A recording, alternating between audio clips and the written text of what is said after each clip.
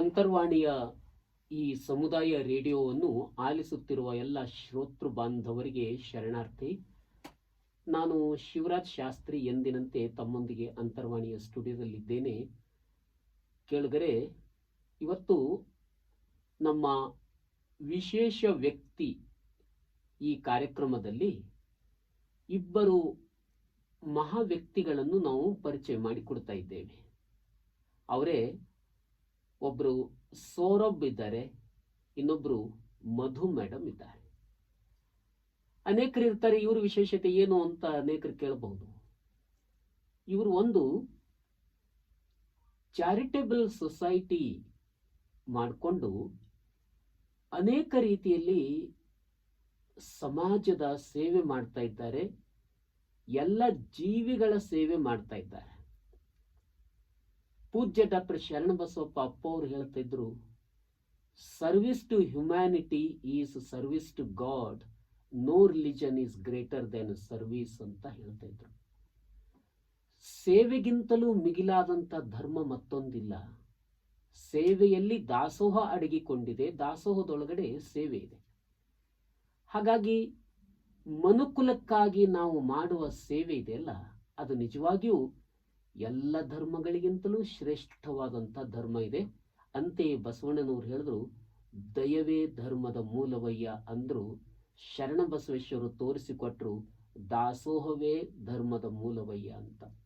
ಈ ಶರಣ ಬಸವೇಶ್ವರರು ಹಾಕಿಕೊಟ್ಟಂಥ ದಾರಿಯಲ್ಲಿ ಪೂಜ್ಯ ಡಾಕ್ಟರ್ ಶರಣಬಸವಪ್ಪ ಅಪ್ಪಾಜಿಯವರು ತೋರಿಸಿದ ಮಾರ್ಗದಲ್ಲಿ ನಡೆದು ಸಮಾಜದ ಮತ್ತು ಇತರೆ ಜೀವಿಗಳ ಸಾರ್ಥಕ ಸೇವೆ ಸಲ್ಲಿಸುತ್ತಿರುವ ಈ ಇಬ್ಬರು ಮಹನೀಯರನ್ನು ಅಂತರ್ವಾಣಿಗೆ ಸ್ವಾಗತವನ್ನು ಬಯಸ್ತಾ ಇದ್ದೇವೆ. ನಮಸ್ಕಾರ ಸರ್. ನಮಸ್ಕಾರ ಮೇಡಮ್. ನಮಸ್ತೆ. ಸೌರಭ್ ಸರ್, ತಾವು ಹೇಳಿ, ಅಂತರ್ವಾಣಿ ಸಮುದಾಯ ರೇಡಿಯೋ ಕೇಂದ್ರದ ಈ ಸ್ಟುಡಿಯೋಕ್ಕೆ ಮೊದಲ ಬಾರಿಗೆ ಬಂದಿದ್ದೀರಾ, ಹೇಗೆ ಅನಿಸ್ತಾ ಇದೆ? ಕಮ್ಯುನಿಟಿ ರೇಡಿಯೋ ಬಗ್ಗೆ ನಾನು ಅಷ್ಟೊಂದು ಮಾಹಿತಿ ಇರಲಿಲ್ಲ. ಸೊ ನಾರ್ಮಲ್ ಆಗಿ ರೆಡ್ ಎಫ್ ಎಂ ಮತ್ತೆ ಬೇರೆ ತರ ಎಫ್ ಎಂಗಳನ್ನ ಕೇಳಿ ಅದನ್ನ ರೇಡಿಯೋ ಅಂತ ಅನ್ಕೊಂಡಿದ್ವಿ. ಸೊ ಈ ಒಂದು ಸ್ಟುಡಿಯೋ ಬಂದ್ಮೇಲೆ ನಮ್ಗೆ ಗೊತ್ತಾಯ್ತು ಅಪ್ಪಾಜಿಯವರು ಏನ್ ಕೆಲಸ ಮಾಡಿದ್ದಾರೆ ಅಂತ ಈ ಒಂದು ವಿಚಾರದಲ್ಲಿ ಗೊತ್ತಾಯ್ತು. ಸೊ ಅಪ್ಪಾಜಿಯವರ ಒಂದು ವಿಚಾರಧಾರೆಯನ್ನ ನಾವೆಲ್ಲರೂ ಕೂಡ ಆಲಿಸಬೇಕು ಈ ಟೈಮಲ್ಲಿ. ಸೊ ಮೊದಲನೇದಾಗಿ ಕಲಬುರಗಿಯ ಆರಾಧ್ಯ ದೇವರಾದಂತಹ ಶ್ರೀ ಶರಣಬಸವೇಶ್ವರನ್ನ ನೆನೆಸುತ್ತಾ, ಹಾಗೆ ಅಪ್ಪಾಜಿ ಮತ್ತು ಅವ್ವಾಜಿಗೆ ನಮಸ್ಕರಿಸುತ್ತಾ, ಸೊ ಈ ಒಂದು ಕಾರ್ಯಕ್ರಮಕ್ಕೆ ನಮ್ಗೆ ಇವತ್ತು ಆಹ್ವಾನ ನೀಡಿದ್ದಕ್ಕೆ ನಿಮ್ಮ ಶಿವರಾಜ್ ಸರ್ ಹಾಗೂ ಅಲಪ್ರಭು ದೇಶಮುಖ್ ಹಾಗೂ ಅವ್ವಾಜಿ ಸರ್ ಅವ್ರಿಗೆ ನನ್ನ ಧನ್ಯವಾದಗಳನ್ನ ಹೇಳ್ತೇನೆ. ಸೊ ಈ ಒಂದು ಸ್ಟುಡಿಯೋದಲ್ಲಿ ನಾನು ಏನ್ ತಿಳಿಪಟ್ಟೆ ಅಂತಂದ್ರೆ, ಸೊ ಕಮ್ಯುನಿಟಿ ರೇಡಿಯೋ ಅಂತಂದ್ರೆ ಪ್ರಸಾರ ಮಾಡುವ ವಿಧಾನದಲ್ಲಿ ಹಾಗೂ ವಿಚಾರಗಳಲ್ಲಿ ಯಾವ ರೀತಿ ನಾವು ವೈಶಿಷ್ಟ್ಯತೆಯನ್ನ ಕಾಣ್ಬೋದು.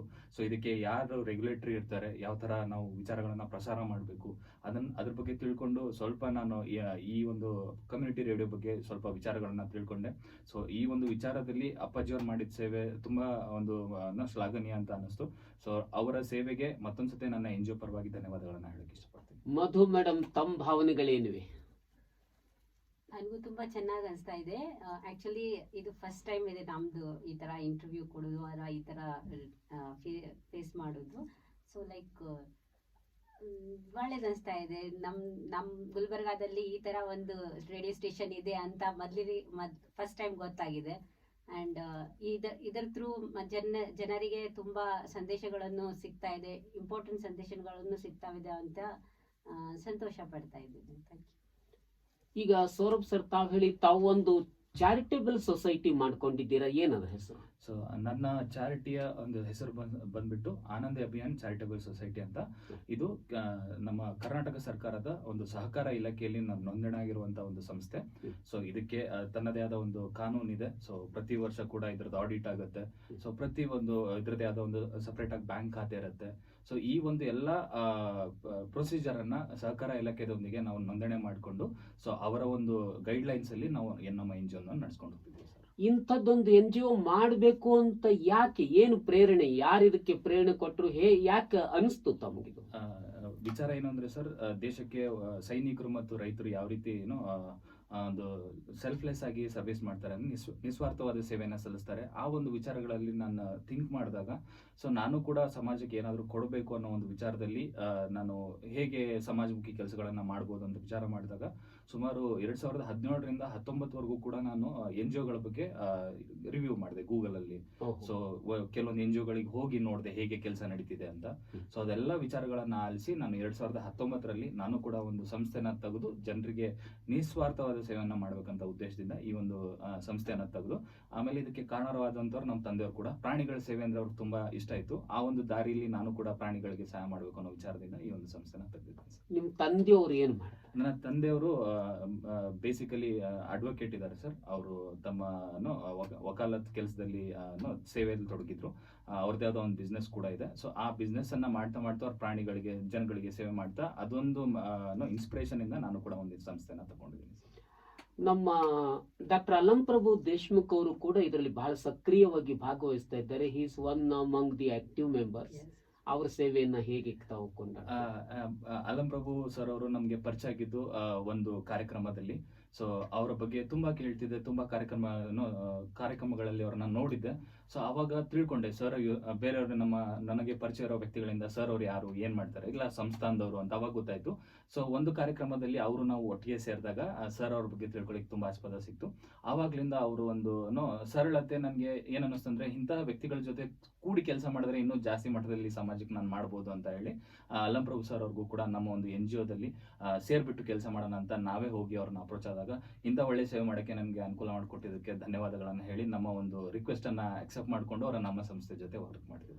ಮಧು ಮೇಡಮ್, ತಾವು ಹೇಳಿ ಈ ಆನಂದ ಅಭಿಯಾನ್ ಚಾರಿಟೇಬಲ್ ಸೊಸೈಟಿ ಈ ಸಂಸ್ಥೆಗೆ ತಾವು ಯಾವಾಗ ಸೇರ್ಕೊಂಡ್ರಿ? ಸರ್ ನಾನು ಜಾಯಿನ್ ಆಗಿ ಈಗ 1 year ಆಯ್ತು.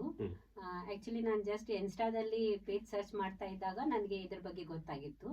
ಸೊ ಅವಾಗ ಗೊತ್ತಾದಾಗ ನಾನು ಡೈರೆಕ್ಟ್ಲಿ ಸೌರಭ್ ಅವರಿಗೆ ಕಾಲ್ ಮಾಡಿ ಇದ್ರ ಬಗ್ಗೆ ಮಾತಾಡಿ ಜಾಯಿನ್ ಆದೆ. ಜಾಯಿನ್ ಆದ್ಮೇಲೆ ನಾನು ಫಸ್ಟ್ ಜಾಯಿನ್ ಆದಾಗ ಫಸ್ಟ್ ಗೌ ಸೇವಾಗೆ ಅಟೆಂಡ್ ಆಗಿದ್ದು. ಸೊ ಗೌ ಸೇವಾಗೆ ಅಟೆಂಡ್ ಆದಾಗ ನನ್ನ ಲೈಫ್ನಲ್ಲಿ ನಾನು ಮೊದಲು ಹೊಟ್ಟೆ ನೋಡಿರ್ಕಿಲ್ಲ ಈ ಥರ.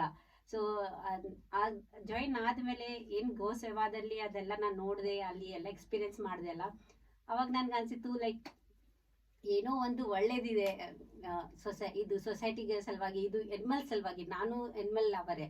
ಸೊ ನನ್ಗೆ ಡಾಗ್ಸ್ ಅಂದರೆ ತುಂಬ ಇಷ್ಟ.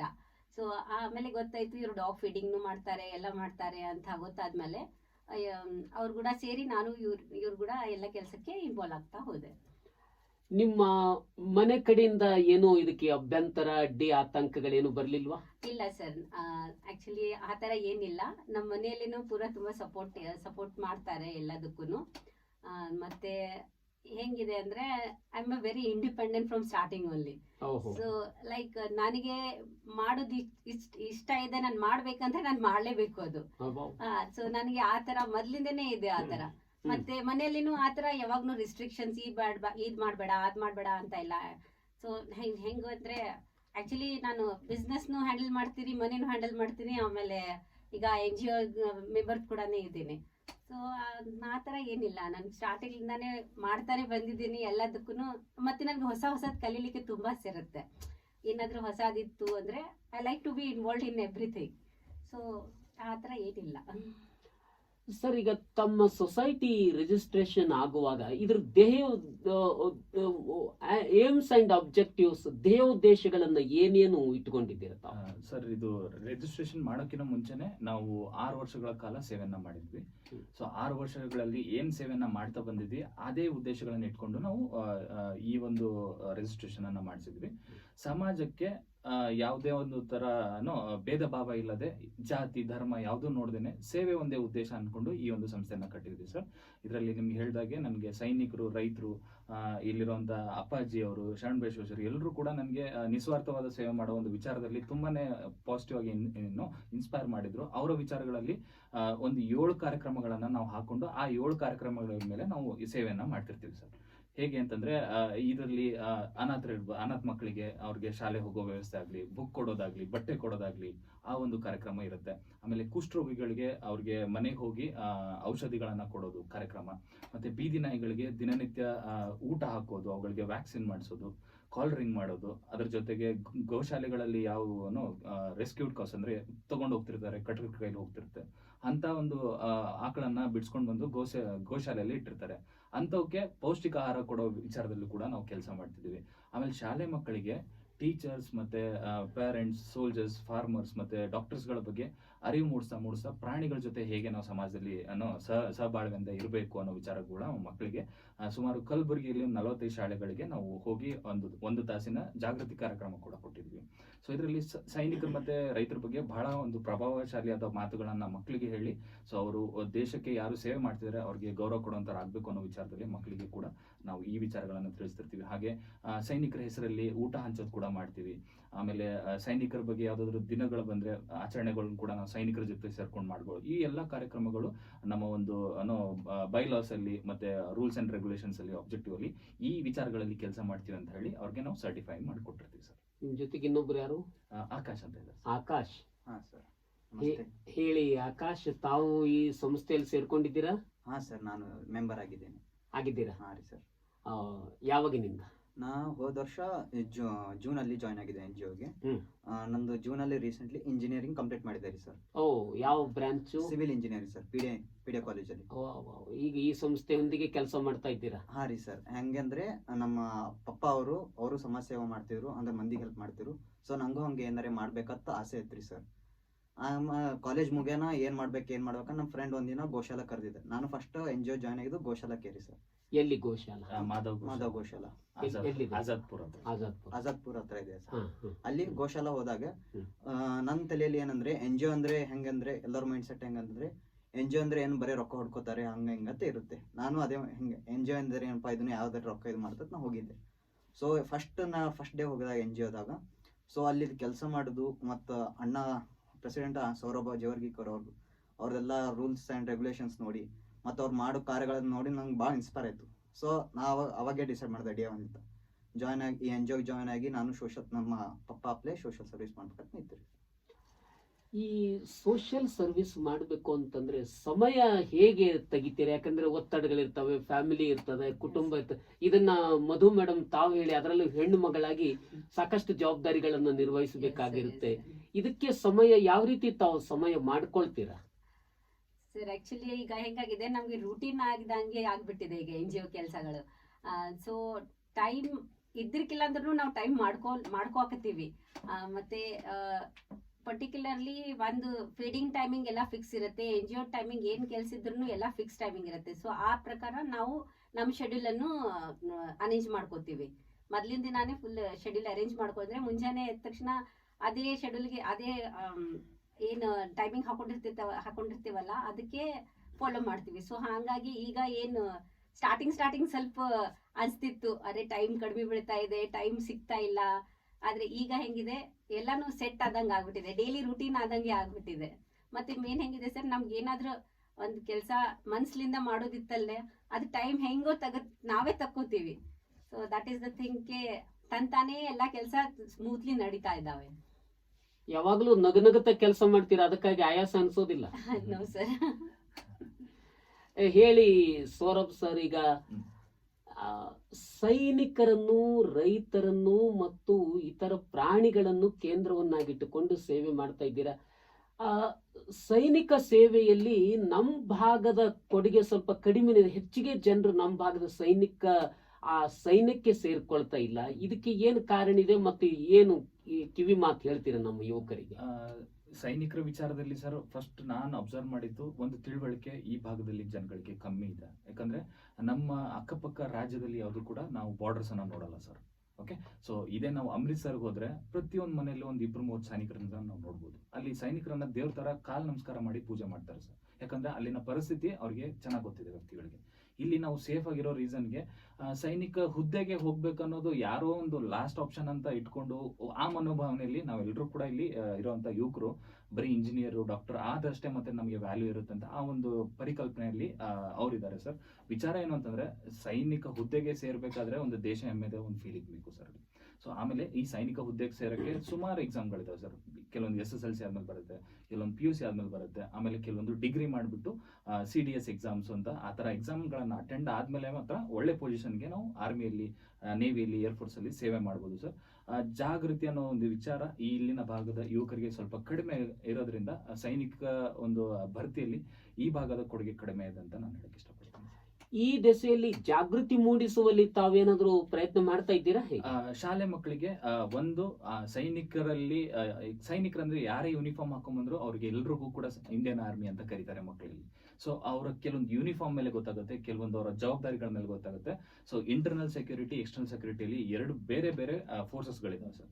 ಆ ವಿಚಾರದಲ್ಲಿ ಮಕ್ಕಳಿಗೆ ತಿಳಿಸಿ ಹೇಳೋದೇನಂತಂದ್ರೆ, ಸೊ ಡಿಫೆನ್ಸ್ ಅಲ್ಲಿ ಬರೋದು ಮೂರೇ ಫೋರ್ಸಸ್ಗಳು, ಅಂದ್ರೆ ಇಂಡಿಯನ್ ಆರ್ಮಿ, ಇಂಡಿಯನ್ ನೇವಿ ಮತ್ತೆ ಇಂಡಿಯನ್ ಏರ್ ಫೋರ್ಸ್.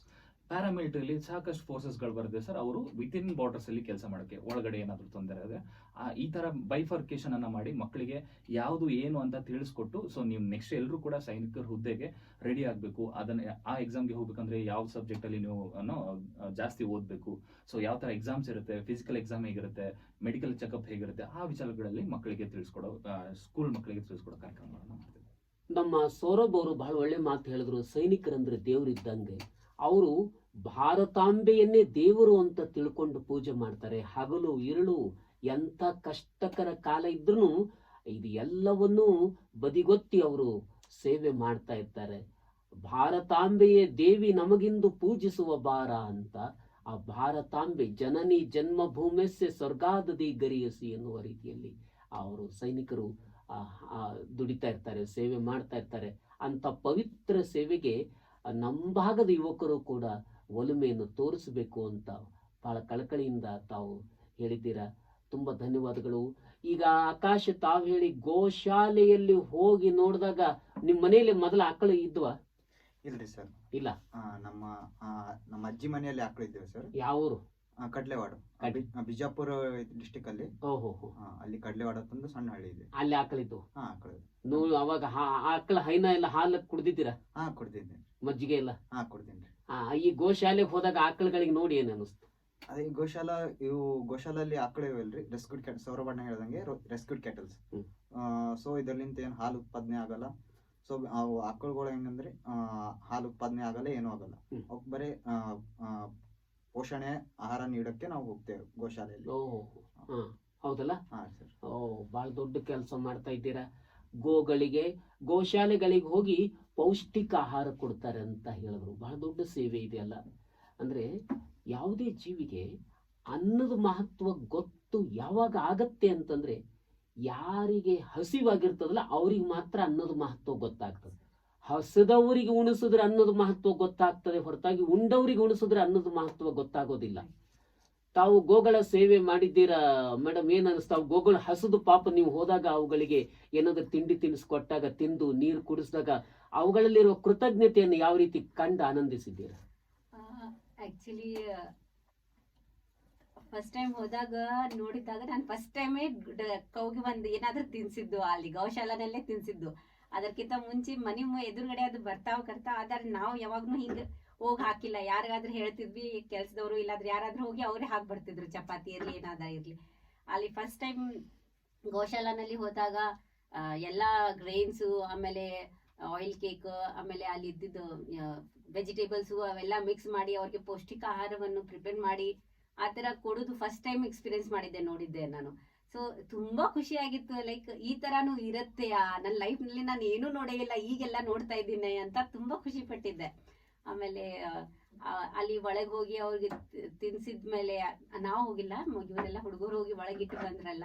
ಇಟ್ಟು ಬಂದ್ಮೇಲೆ ಅವ್ರು ಎಷ್ಟು ಏನಂತಾರೆ ಹ್ಯಾಪಿನೆಸ್ ಲಿಂದ ತಿಂತಾ ಇದ್ವಲ್ಲ, ಅವೆಲ್ಲ ನೋಡಿ ತುಂಬಾ ಖುಷಿ ಆಗ್ತಾ ಇತ್ತು.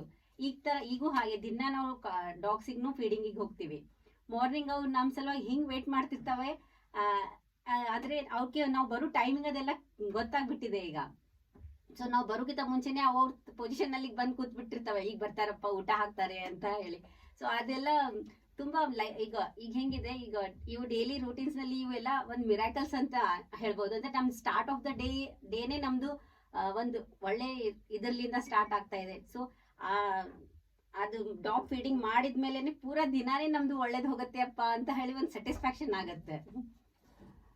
ಸೌರಭ್ ಸರ್, ತಾವು ಹೇಳಿ ಶರಣ ಬಸವೇಶ್ವರರು ಯಾವ ರೀತಿಯಲ್ಲಿ ಪ್ರೇರಣೆ ನೀಡಿದ್ದಾರೆ ತಮಗೆ? ಯಾಕಂದ್ರೆ ಶರಣ ಬಸವೇಶ್ವರರು ಪಶು ಪಕ್ಷಿ ದನ ಕರು ಎಲ್ಲದಕ್ಕೂ ದಾಸೋಹ ಮಾಡಿರ್ತಕ್ಕಂಥವ್ರು. ಯತ್ರ ಜೀವ ತತ್ರ ಶಿವ ಅಂತ ತಿಳಿದು ಅವರು ದಾಸೋಹ ಮಾಡಿರ್ತಕ್ಕಂಥವ್ರು. ಅವ್ರು ಯಾವ ರೀತಿ ಪ್ರೇರಣೆ ಕೊಟ್ಟಿದ್ದಾರೆ? ಈ ನಾಡಲ್ಲಿ ಈ ಭೂಮಿಯಲ್ಲಿ ಹುಟ್ಟಿದ್ದು ಫಸ್ಟ್ ನಾವೆಲ್ಲರೂ ಸೇರಿ ತುಂಬಾ ಪುಣ್ಯ ಮಾಡಿದೆ ಅಂತ ಹೇಳಕ್ ಇಷ್ಟಪಡ್ತೀನಿ. ಯಾಕಂದ್ರೆ ಅವರ ಒಂದು ವಿಚಾರಧಾರೆಯಲ್ಲಿ ನಾವು ಅವರ ಒಂದು ಆಶೀರ್ವಾದದಲ್ಲಿ ಬದುಕ್ತಿದೀವಿ ಊರಲ್ಲಿ. ಸೊ ನಾನು ಸಣ್ಣವನಿದ್ದಾಗ ಈ ಒಂದು ದೇವಸ್ಥಾನಕ್ಕೆ ಬಂದಾಗ ಇಲ್ಲಿ ತುಂಬಾ ಆಕಳುಗಳನ್ನ ನೋಡ್ತಿದ್ದೆ. ಸೊ ಆ ಆಕಳುಗಳಿಗೆ ಸದಾನಿತ್ಯ ಊಟ ಹಾಕ್ತಿದ್ರು. ಸೊ ಅದು ನೋಡಿದಾಗ ನನ್ಗನ್ನಿಸ್ತು, ಒಂದು ಅಪ್ಪಾಜಿ ಅನ್ನೋರು ಒಂದು ವ್ಯಾಲ್ಯೂಸ್ ಅನ್ನ ನಮ್ಮ ಸೊಸೈಟಿ ಕೊಟ್ಟಿದ್ದಾರೆ. ಏನಂದ್ರೆ ಸರ್ವಿಸ್ ಬರೀ ಮನುಷ್ಯರಿಗೆಲ್ಲ ಪ್ರಾಣಿಗಳು ಕೂಡ ಮಾಡ್ಬೇಕು ಅನ್ನೋ ವಿಚಾರವನ್ನ, ಆ ಒಂದು ವಿಚಾರ ನನಗೆ ತುಂಬಾ ಹೃದಯಕ್ಕೆ ತಲುಪಿದಾಗ, ಎಲ್ಲರೂ ಮನುಷ್ಯರಿಗೆ ಮಾಡ್ತಾರೆ, ಮನುಷ್ಯನ್ಗೆ ಅಟ್ಲೀಸ್ಟ್ ಬಾಯಿ ಇದೆ ಕೇಳಿ ತಿನ್ನಕ್ಕೆ, ಪ್ರಾಣಿಗಳು ಹಾಗಲ್ಲ, ರೋಡ್ ಮೇಲೆ ಯಾರೋ ಒಬ್ರು ಬಂದು ಊಟ ಹಾಕ್ತಾರೆ ಅನ್ನೋ ಒಂದು ನಂಬಿಕೆಯಲ್ಲಿ ಕಾಯ್ತಿರ್ತವೆ. ಅದನ್ನ ಅಪ್ಪಾಜಿ ತುಂಬಾ ವಿಚಾರಧಾರೆಯಿಂದ, ಒಳ್ಳೆ ವಿಚಾರಧಾರೆಯಿಂದ ಇಲ್ಲಿರುವಂತ ಪ್ರಾಣಿಗಳಿಗೂ ಕೂಡ ಒಂದು ಆಸರೆಯಾಗಿ, ಸೊ ಅವರ ವಿಚಾರಗಳನ್ನ ಸಮಾಜಕ್ಕೆ ಹಂಚ್ಕೊಂಡಿದ್ದ ಆ ಒಂದು ಫ್ಯಾಕ್ಟರ್ ಎಲ್ಲ ನನ್ಗೆ ತುಂಬಾ ಇನ್ಸ್ಪೈರ್ ಆಗಿ, ಸೊ ಮನುಷ್ಯರಿಗೆ ಎಲ್ಲರೂ ಮಾಡ್ತಾರೆ, ನಾವು ಮಾಡೋಣ, ಜೊತೆಗೆ ಪ್ರಾಣಿಗಳಿಗೂ ಕೂಡ ಒಂದು ನಮ್ಮಿಂದ ಸೇವೆ ಇರಲಿ ಅಂತ ಆ ವಿಚಾರದಲ್ಲಿ ನಾನು NGO ಸೆಟ್ ಮಾಡಿದೆ. ರಸ್ತೆ ನಾಯಿಗಳಿಗೆ ಆಹಾರ ಹಾಕುವುದು ಇದೊಂದು ವಿಶೇಷವಾದ ಸೇವೆ ಇದೆ. ಈ ಸೇವೆಯಲ್ಲಿ ತಾವು ತೊಡಗಿಸ್ಕೊಂಡಿದ್ದೀರಾ ಆಕಾಶ್? ಹೌದು ಸರ್. ಈಗ ಯಾವಾಗ NGO ಇಂದ ಜಾಯ್ನ್ ಆಗಿದ್ದೇನೆ ಸರ್, ಡೈಲಿ ಡಾಗ್ ಫೀಡಿಂಗ್ ಹೋಗ್ತೀರಿ ಸರ್. ಡೈಲಿ ಹೋಗ್ತೀರಾ? ಹಾ ಸರ್, ಡೈಲಿ ಮಾರ್ನಿಂಗ್ 6 to 8. ಎಷ್ಟು ಜನ? ಇದು ಬರ್ತಾರೆ ಸರ್, 2 ಮಂದಿ 5 ಮಂದಿ, ಕೆಲವೊಂದ್ಸಲ 10-15 ಮಂದಿ ಬರ್ತಾರೆ ಸರ್. ಇದ್ರ ಬಗ್ಗೆ ಇನ್ನೂ ಸ್ವಲ್ಪ ವಿವರ ಸೌರಭ್ ಸರ್ ತಮ್ಮಿಂದ. ವಿಚಾರ ಏನು ಅಂದ್ರೆ ಸರ್, ಯಾವುದೇ ಒಂದು ಪ್ರಾಣಿಗೆ, ಬೀದಿಲಿರೋ ಪ್ರಾಣಿಗಳಿಗೆ ಆಹಾರ ಅಥವಾ ಔಷಧಿಗಳನ್ನ ನೀಡಬೇಕಂದ್ರೆ ನಮ್ಗೆ ಪಶು ವೈದ್ಯಕೀಯ ಒಂದು ಡಿಪಾರ್ಟ್ಮೆಂಟ್ ಇಂದ NOC ಸರ್ಟಿಫಿಕೇಟ್ ಬೇಕಾಗುತ್ತೆ ಸರ್. ಸೊ ಈ ಒಂದು ವಿಚಾರದಲ್ಲಿ ನಮ್ಮ ಸಂಸ್ಥೆ ರಿಜಿಸ್ಟ್ರೇಷನ್ ಮಾಡೋಕ್ಕಿಂತ ಮುಂಚೆನೆ ನಾವು NOC ಸರ್ಟಿಫಿಕೇಟ್ ಅನ್ನ ಪಶು ವೈದ್ಯಕೀಯ ಡಿಪಾರ್ಟ್ಮೆಂಟ್ ಇಂದ ಪಡೆದುಕೊಂಡು, ನಮ್ಗೆ ಯಾವ್ದು ಕೂಡ ಈ ನೀವು ಒಂದು ಕೆಲಸ ಮಾಡೋದ್ರಿಂದ ನಮ್ಗೆ ಯಾವ್ದು ಕೂಡ ಅಡಚಣೆಗಳಿಲ್ಲ, ತೊಂದರೆಗಳಿಲ್ಲ, ನೀವು ಮಾಡ್ಬೋದು ಅಂತ ಅಲ್ಲಿರುವಂತ ವ್ಯವಸ್ಥಾಪಕರು ಆ ಸರ್ಟಿಫಿಕೇಟ್ ಅನ್ನ ಕೊಟ್ಟಾಗ ಮಾತ್ರ ನಾವು ಈ ಒಂದು ಪ್ರಾಣಿಗಳ ಬಗ್ಗೆ ಕಾಳಜಿ ವಹಿಸುವಂತ NGO ಸ್ಟಾರ್ಟ್ ಮಾಡ್ಬೋದು ಸರ್. ಹೌದಲ್ಲ, ಒಳ್ಳೆ ವಿಷಯ ಹೇಳಿದ್ರೆ. ಅದಕ್ಕೆ NOC ಬೇಕು ಅಂತೀರಾ? ಬೀದಲ್ಲಿರೋ ಪ್ರಾಣಿಗಳಿಗೆ ಆಹಾರ ಹಾಕಿದ್ರು ಆಯ್ತು, ಆಮೇಲೆ ವ್ಯಾಕ್ಸಿನ್ ಮಾಡೋಕೆ, ಔಷಧಿ ನೀಡಕ್ಕೆ ಇದಕ್ಕೆ NOC ಬೇಕು. NOC compulsory.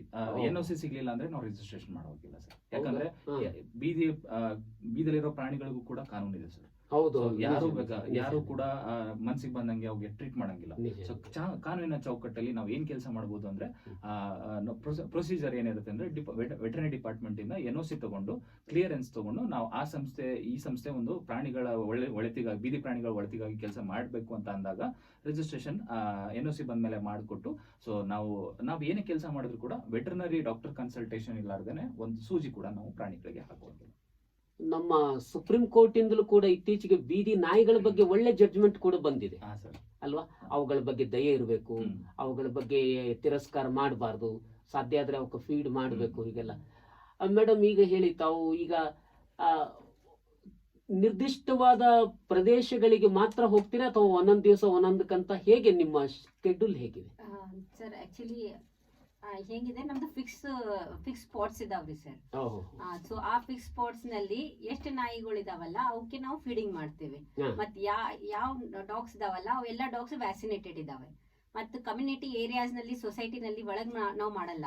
ಮೇನ್ ಸ್ಟ್ರೀಟ್ ನಲ್ಲಿ ಏನಿರುತ್ತೆ ಅಲ್ಲ, ಅಲ್ಲಿ ನಾವು ಫೀಡ್ ಮಾಡ್ತೀವಿ. ಉದಾಹರಣೆ ಕಲಬುರಗಿಯಲ್ಲಿ ಯಾವ್ಯಾವ ಭಾಗದಲ್ಲಿ? ಈಗ ನಮ್ದು ಸ್ಟಾರ್ಟ್ ಆಗೋದು ಫಸ್ಟ್ ಪಾಯಿಂಟ್ ಪಬ್ಲಿಕ್ ಗಾರ್ಡನ್ ಕಡೆಯಿಂದ ಸ್ಟಾರ್ಟ್ ಆಗುತ್ತೆ. ಪಬ್ಲಿಕ್ ಗಾರ್ಡನ್ ಆದ ತಕ್ಷಣ ಕಲ್ಯಾಣಿ ಪೆಟ್ರೋಲ್ ಪಂಪ್, NV ಸ್ಕೂಲ್, ಆಮೇಲೆ ಕುಬಾ ಪ್ಲಾಟ್, ಆಮೇಲೆ ಅವೆನ್ಶೈ ಆದ್ಮೇಲೆ ಲಾಸ್ಟ್ ಕೊರಂಟಿ ಲೇನ್. ಪ್ರಾರಂಭ ಎಲ್ಲಿಂದ ಅಂದ್ರಿ? Public garden. ಆಮೇಲಿಂದ ಅಲ್ಲಿಂದ ಕಲ್ಯಾಣಿ ಪೆಟ್ರೋಲ್ ಗೋ ಹೋಟೆಲ್ ಹತ್ರ ಆ ಕಡೆ, ಅಪ್ಪ CBSE. ಆಮೇಲಿಂದ NV ಸ್ಕೂಲ್ ಕಡೆ, ಆಮೇಲೆ ಕೋಬಾ ಪ್ಲಾಟ್, ಆಮೇಲೆ ಐವನ್ ಶಾಹಿ, ಆಮೇಲೆ ಕೋರಂಟಿ ಲೇನ್. ಒಂದು 4-5 ಜಾಗಗಳಿವೆ. ಈ ಸ್ಪಾಟ್ ಗಳಲ್ಲಿ ಮಾತ್ರ ಹೋಗ್ತೀರಾ? ಈ ಸ್ಪಾಟ್ಸ್ ನಲ್ಲಿ ಅಲ್ಲ, ಇವುಗಳನ್ನ ನೀವೇ ಆಯ್ಕೆ ಮಾಡ್ಕೊಂಡಿದ್ದ ಅಥವಾ ಅದಕ್ಕೂ ಏನಾದ್ರು ರೆಸ್ಟ್ರಿಕ್ಷನ್ ಇದೆ ಸೌರಭ್ ಸರ್? ವಿಚಾರ ಏನಂದ್ರೆ ಸರ್, ನಾವು ಸುಪ್ರೀಂ ಕೋರ್ಟ್ ಗೈಡ್ಲೈನ್ಸ್ ಪ್ರಕಾರ ನಾವು ಕಮ್ಯುನಿಟಿ ಪ್ಲೇಸಸ್, ಜನಸಂದಣಿ ಪ್ರದೇಶದಲ್ಲಿ ಬೀದಿ ಪ್ರಾಣಿಗಳಿಗೆ ಆಹಾರ ನೀಡುವಂತಿಲ್ಲ. ಹೌದಾ? ಸೊ ಕಾನೂನಿನ ಅಂದ್ರೆ ವಸತಿ ಪ್ರದೇಶದಲ್ಲಿ ವಸತಿ ಪ್ರದೇಶದಲ್ಲಿ ಅಲ್ಲಿ ಇರುವಂತ ವ್ಯಕ್ತಿಗಳು ಹಾಕ್ಬೋದು, ಬೇರೆ ಏರಿಯಾದಿಂದ ಬಂದು ಅವ್ರ ವಸತಿ ಜಾಗದಲ್ಲಿ ನಾವು ಹಾಕೋಗಿಲ್ಲ. ಹೌದಾ? ಸೊ ಇದು ಕಾನೂನು ಮುಂಚೆಯಿಂದ ಇದೆ. ಕಾನೂನು ಬಗ್ಗೆ ಅರಿವಿಟ್ಕೊಂಡು ನಾವು ಪ್ಲೇಸಸ್ ಅನ್ನ ಹೇಗ್ ವಾಯ್ಸ್ ಆಗಿ ಸೆಲೆಕ್ಟ್ ಮಾಡ್ಬೇಕು ಅಂದ್ರೆ ಸರ್, ಪಬ್ಲಿಕ್ ಪ್ಲೇಸಸ್ ಆಬ್ಲಿಗೇಷನ್ ಬರುವಾಗಿಲ್ಲ. ಫೀಡಿಂಗ್ ಟೈಮ್ ಹೆಂಗಿರ್ಬೇಕಂದ್ರೆ ಜನ ಇರಬಾರ್ದು. ಬೆಳಿಗ್ಗೆ ನಾವು 6 ಗಂಟೆ ಹೋದಾಗ ಜನ ಮೂವ್ಮೆಂಟ್ ಇರಲ್ಲ, ಅವಾಗ ಪ್ರಾಣಿಗಳು ಫ್ರೀ ಆಗಿರ್ತವೆ. ಒಂದ್ಸದ ಟ್ರಾಫಿಕ್ ಶುರು ಆದ್ರೆ ಆ ಪ್ರಾಣಿಗಳು ತಮ್ಮ ಸ್ಪೇಸಿಗೆ ಹೋಗ್ಬಿಡ್ತವೆ. ಮಾಡಿದ್ರೆ ಒಂದು ಅರ್ಲಿ ಮಾರ್ನಿಂಗ್ ಮಾಡ್ಬೇಕು, ಇಲ್ಲ ಲೇಟ್ ಈವ್ನಿಂಗ್ ಅಂದ್ರೆ ರಾತ್ರಿ ಹೊತ್ತು ಜನಗಳು ಇರದೇ ಇರುವಾಗ ಮಾಡಿದ್ರೆ ಜನಗಳಿಗೂ ಅನುಕೂಲ ಆಗುತ್ತೆ, ತೊಂದರೆ ಆಗೋದು ಕಡಿಮೆ ಆಗುತ್ತೆ. ಪ್ರಾಣಿಗಳು ಕೂಡ ಈಸಿಯಾಗಿ ಅವ್ರಿಗೆ ಊಟ ತಗೊಂಡು ಅವ್ರು ಆರಾಮಾಗಿರ್ತಾರೆ. ಸೊ ಆ ಪಬ್ಲಿಕ್ ಪ್ಲೇಸಸ್ ಅಲ್ಲಿ ಯಾವ ಆಬ್ಲಿಗೇಷನ್ಸ್ ಬರಲ್ಲ. ಪಬ್ಲಿಕ್ ಅಂದ್ರೆ ಮುನ್ಸಿಪಲ್ ಕಾರ್ಪೊರೇಷನ್ ಆಫ್ ಗುಲ್ಬರ್ಗಾ ಅಡಿಯಲ್ಲಿ ಬರುವಂತ ಜಾಗಗಳಲ್ಲಿ ಫೀಡ್ ಮಾಡೋದು. ಸರ್ ಆಕಾಶ್, ನೀವು ಇದರಲ್ಲಿ ಹೇಳ್ಬಹುದು, ಈಗ ನನಗೆ ಆಸಕ್ತಿ ಏನಂದ್ರೆ, ಈ ತಾವು ನಾಯಿಗೆ ಆಹಾರ ಹಾಕ್ಬೇಕಂತ ಹೋಗ್ತೀರಾ, ನಾಯಿ ಜೊತೆಗೆ ಇನ್ನೊಂದ್ ಯಾವ್ದು ಬೆಕ್ಕಿದೆ ಅದಕ್ಕೂ ಆಹಾರ ಕೊಡ್ತೀರಾ ಅಥವಾ ಕೊಡೋದಿಲ್ವಾ? ಅದಕ್ಕೆ ಕೊಡ್ತೇವೆ ಸರ್. ಅಂದ್ರೆ ಹೆಂಗಂದ್ರೆ ನಾವು ಹೋಗೋ ಜಾಗದಲ್ಲಿ ಯಾವುದೇ ಪ್ರಾಣಿ ಬಂದ್ರು ಅದಕ್ಕೆ ನಮ್ ಕಡೆಯಿಂದ ಎಷ್ಟಾಗುತ್ತೆ ಅಷ್ಟು ಆಹಾರ ನೀಡ್ತೇವೆ ಸರ್. ನೀಡ್ತೀರಾ? ಹಾ ರೀ ಸರ್. ಅದಕ್ಕೇನು ಸೌರಭ್, ಇದಕ್ಕೇನು ತೊಂದರೆ ಆಗೋದಿಲ್ವಾ? ವಿಚಾರ ಏನು ಅಂದ್ರೆ ಸರ್, ಬೆಕ್ಕು ಮತ್ತೆ ನಾಯಿಗಳಿಗೆ ಕೊಡುವಂತ ಆಹಾರದಲ್ಲಿ ನಾವ್ ಏನ್ ಮಾಡ್ತೀವಿ ಅಂದ್ರೆ ಸರ್, ನಮ್ಮ ಆಹಾರ ಪದ್ಧತಿಯಲ್ಲಿ ನಾವು ಕಾಮನ್ ಆಗಿ ಮನೆಯಲ್ಲಿ ಮಾಡಿರುವಂತ ಬಿಸಿ ಬಿಸಿ ಅನ್ನವನ್ನೇ ಹೋಗಿ ಆ ಪ್ರಾಣಿಗಳಿಗೆ ನೀಡ್ತೀವಿ. ಯಾವುದೇ ತರ ವೇಸ್ಟ್ ಫುಡ್ ಅನ್ನ ನಾವು ಕೊಡೋದಿಲ್ಲ. ಮನುಷ್ಯರು ಹೇಗೆ ಬಿಸಿ ಬಿಸಿ ಊಟ ಮಾಡಿ ತಿಂತಾರೋ ಹಾಗೆ ಆ ಪ್ರಾಣಿಗಳು ಕೂಡ ಅವುಗಳಿಗೆ ಆದ ಒಂದು ಸ್ಟಾಕ್ ಅನ್ನ ತಂದಿಟ್ಟು ಬಿಸಿ ಆಹಾರ ಮಾಡಿ ಅದನ್ನ ಆರಿಸಿ ಹಾಲು ಮೊಸರು ಅದನ್ನ ಸೇರಿಸ್ಕೊಂಡು ಹೋಗಿ ಡಾಗ್ ಫುಡ್ ಅಂತ ಬರುತ್ತೆ, ಪೆಡಿಗ್ರಿ ಅಂತ ಬರುತ್ತೆ, ಅದನ್ನ ಇನ್ಕ್ಲೂಡ್ ಮಾಡಿ ಆ ಪೂರ್ತಿ ಅದಕ್ಕೆ ಡಯಟ್ ಅಲ್ಲಿ ಏನೇನ್ ಬೇಕು ನ್ಯೂಟ್ರಿಷನ್ಗೆ ಎಲ್ಲವನ್ನು ಹೋಗಿ ಹಾಕ್ತಿವಿ. ಸೊ ಈ ವಿಚಾರದಲ್ಲಿ ನಾಯಿಗಳು ಯಾವ್ದು ತಿನ್ನುತ್ತೆ ಅದು ಕೂಡ ಕ್ಯಾಟ್ ಅನ್ನ ಕನ್ಸ್ಯೂಮ್ ಮಾಡುತ್ತೆ. ಸೊ ಎರಡಕ್ಕೂ ಆಹಾರ ಆಗುತ್ತೆ. ಇನ್ ಕೇಸ್ ಆಕಳದು ಬಂತಂದ್ರೆ ನಮ್ಮ ಹತ್ರ ಬಿಸ್ಕೆಟ್ ಇರುತ್ತೆ, ಬ್ರೆಡ್ ಇರುತ್ತೆ, ಬಾಳೆಹಣ್ಣು ಇರುತ್ತೆ, ಏನೇ ಇದ್ರು ಆ ಆಕಳಿಗೂ ಕೂಡ ಕೊಟ್ಬಿಡ್ತೀವಿ ಸರ್. ಓಹೋ ಮೇಡಮ್, ತಾವ್ ಹೇಳಿ ಇದನ್ನ ಆಹಾರ ಬಹಳ ಚೆನ್ನಾಗಿ ಹೇಳಿದ್ರು ಸೌರಭ್ ಅವರ.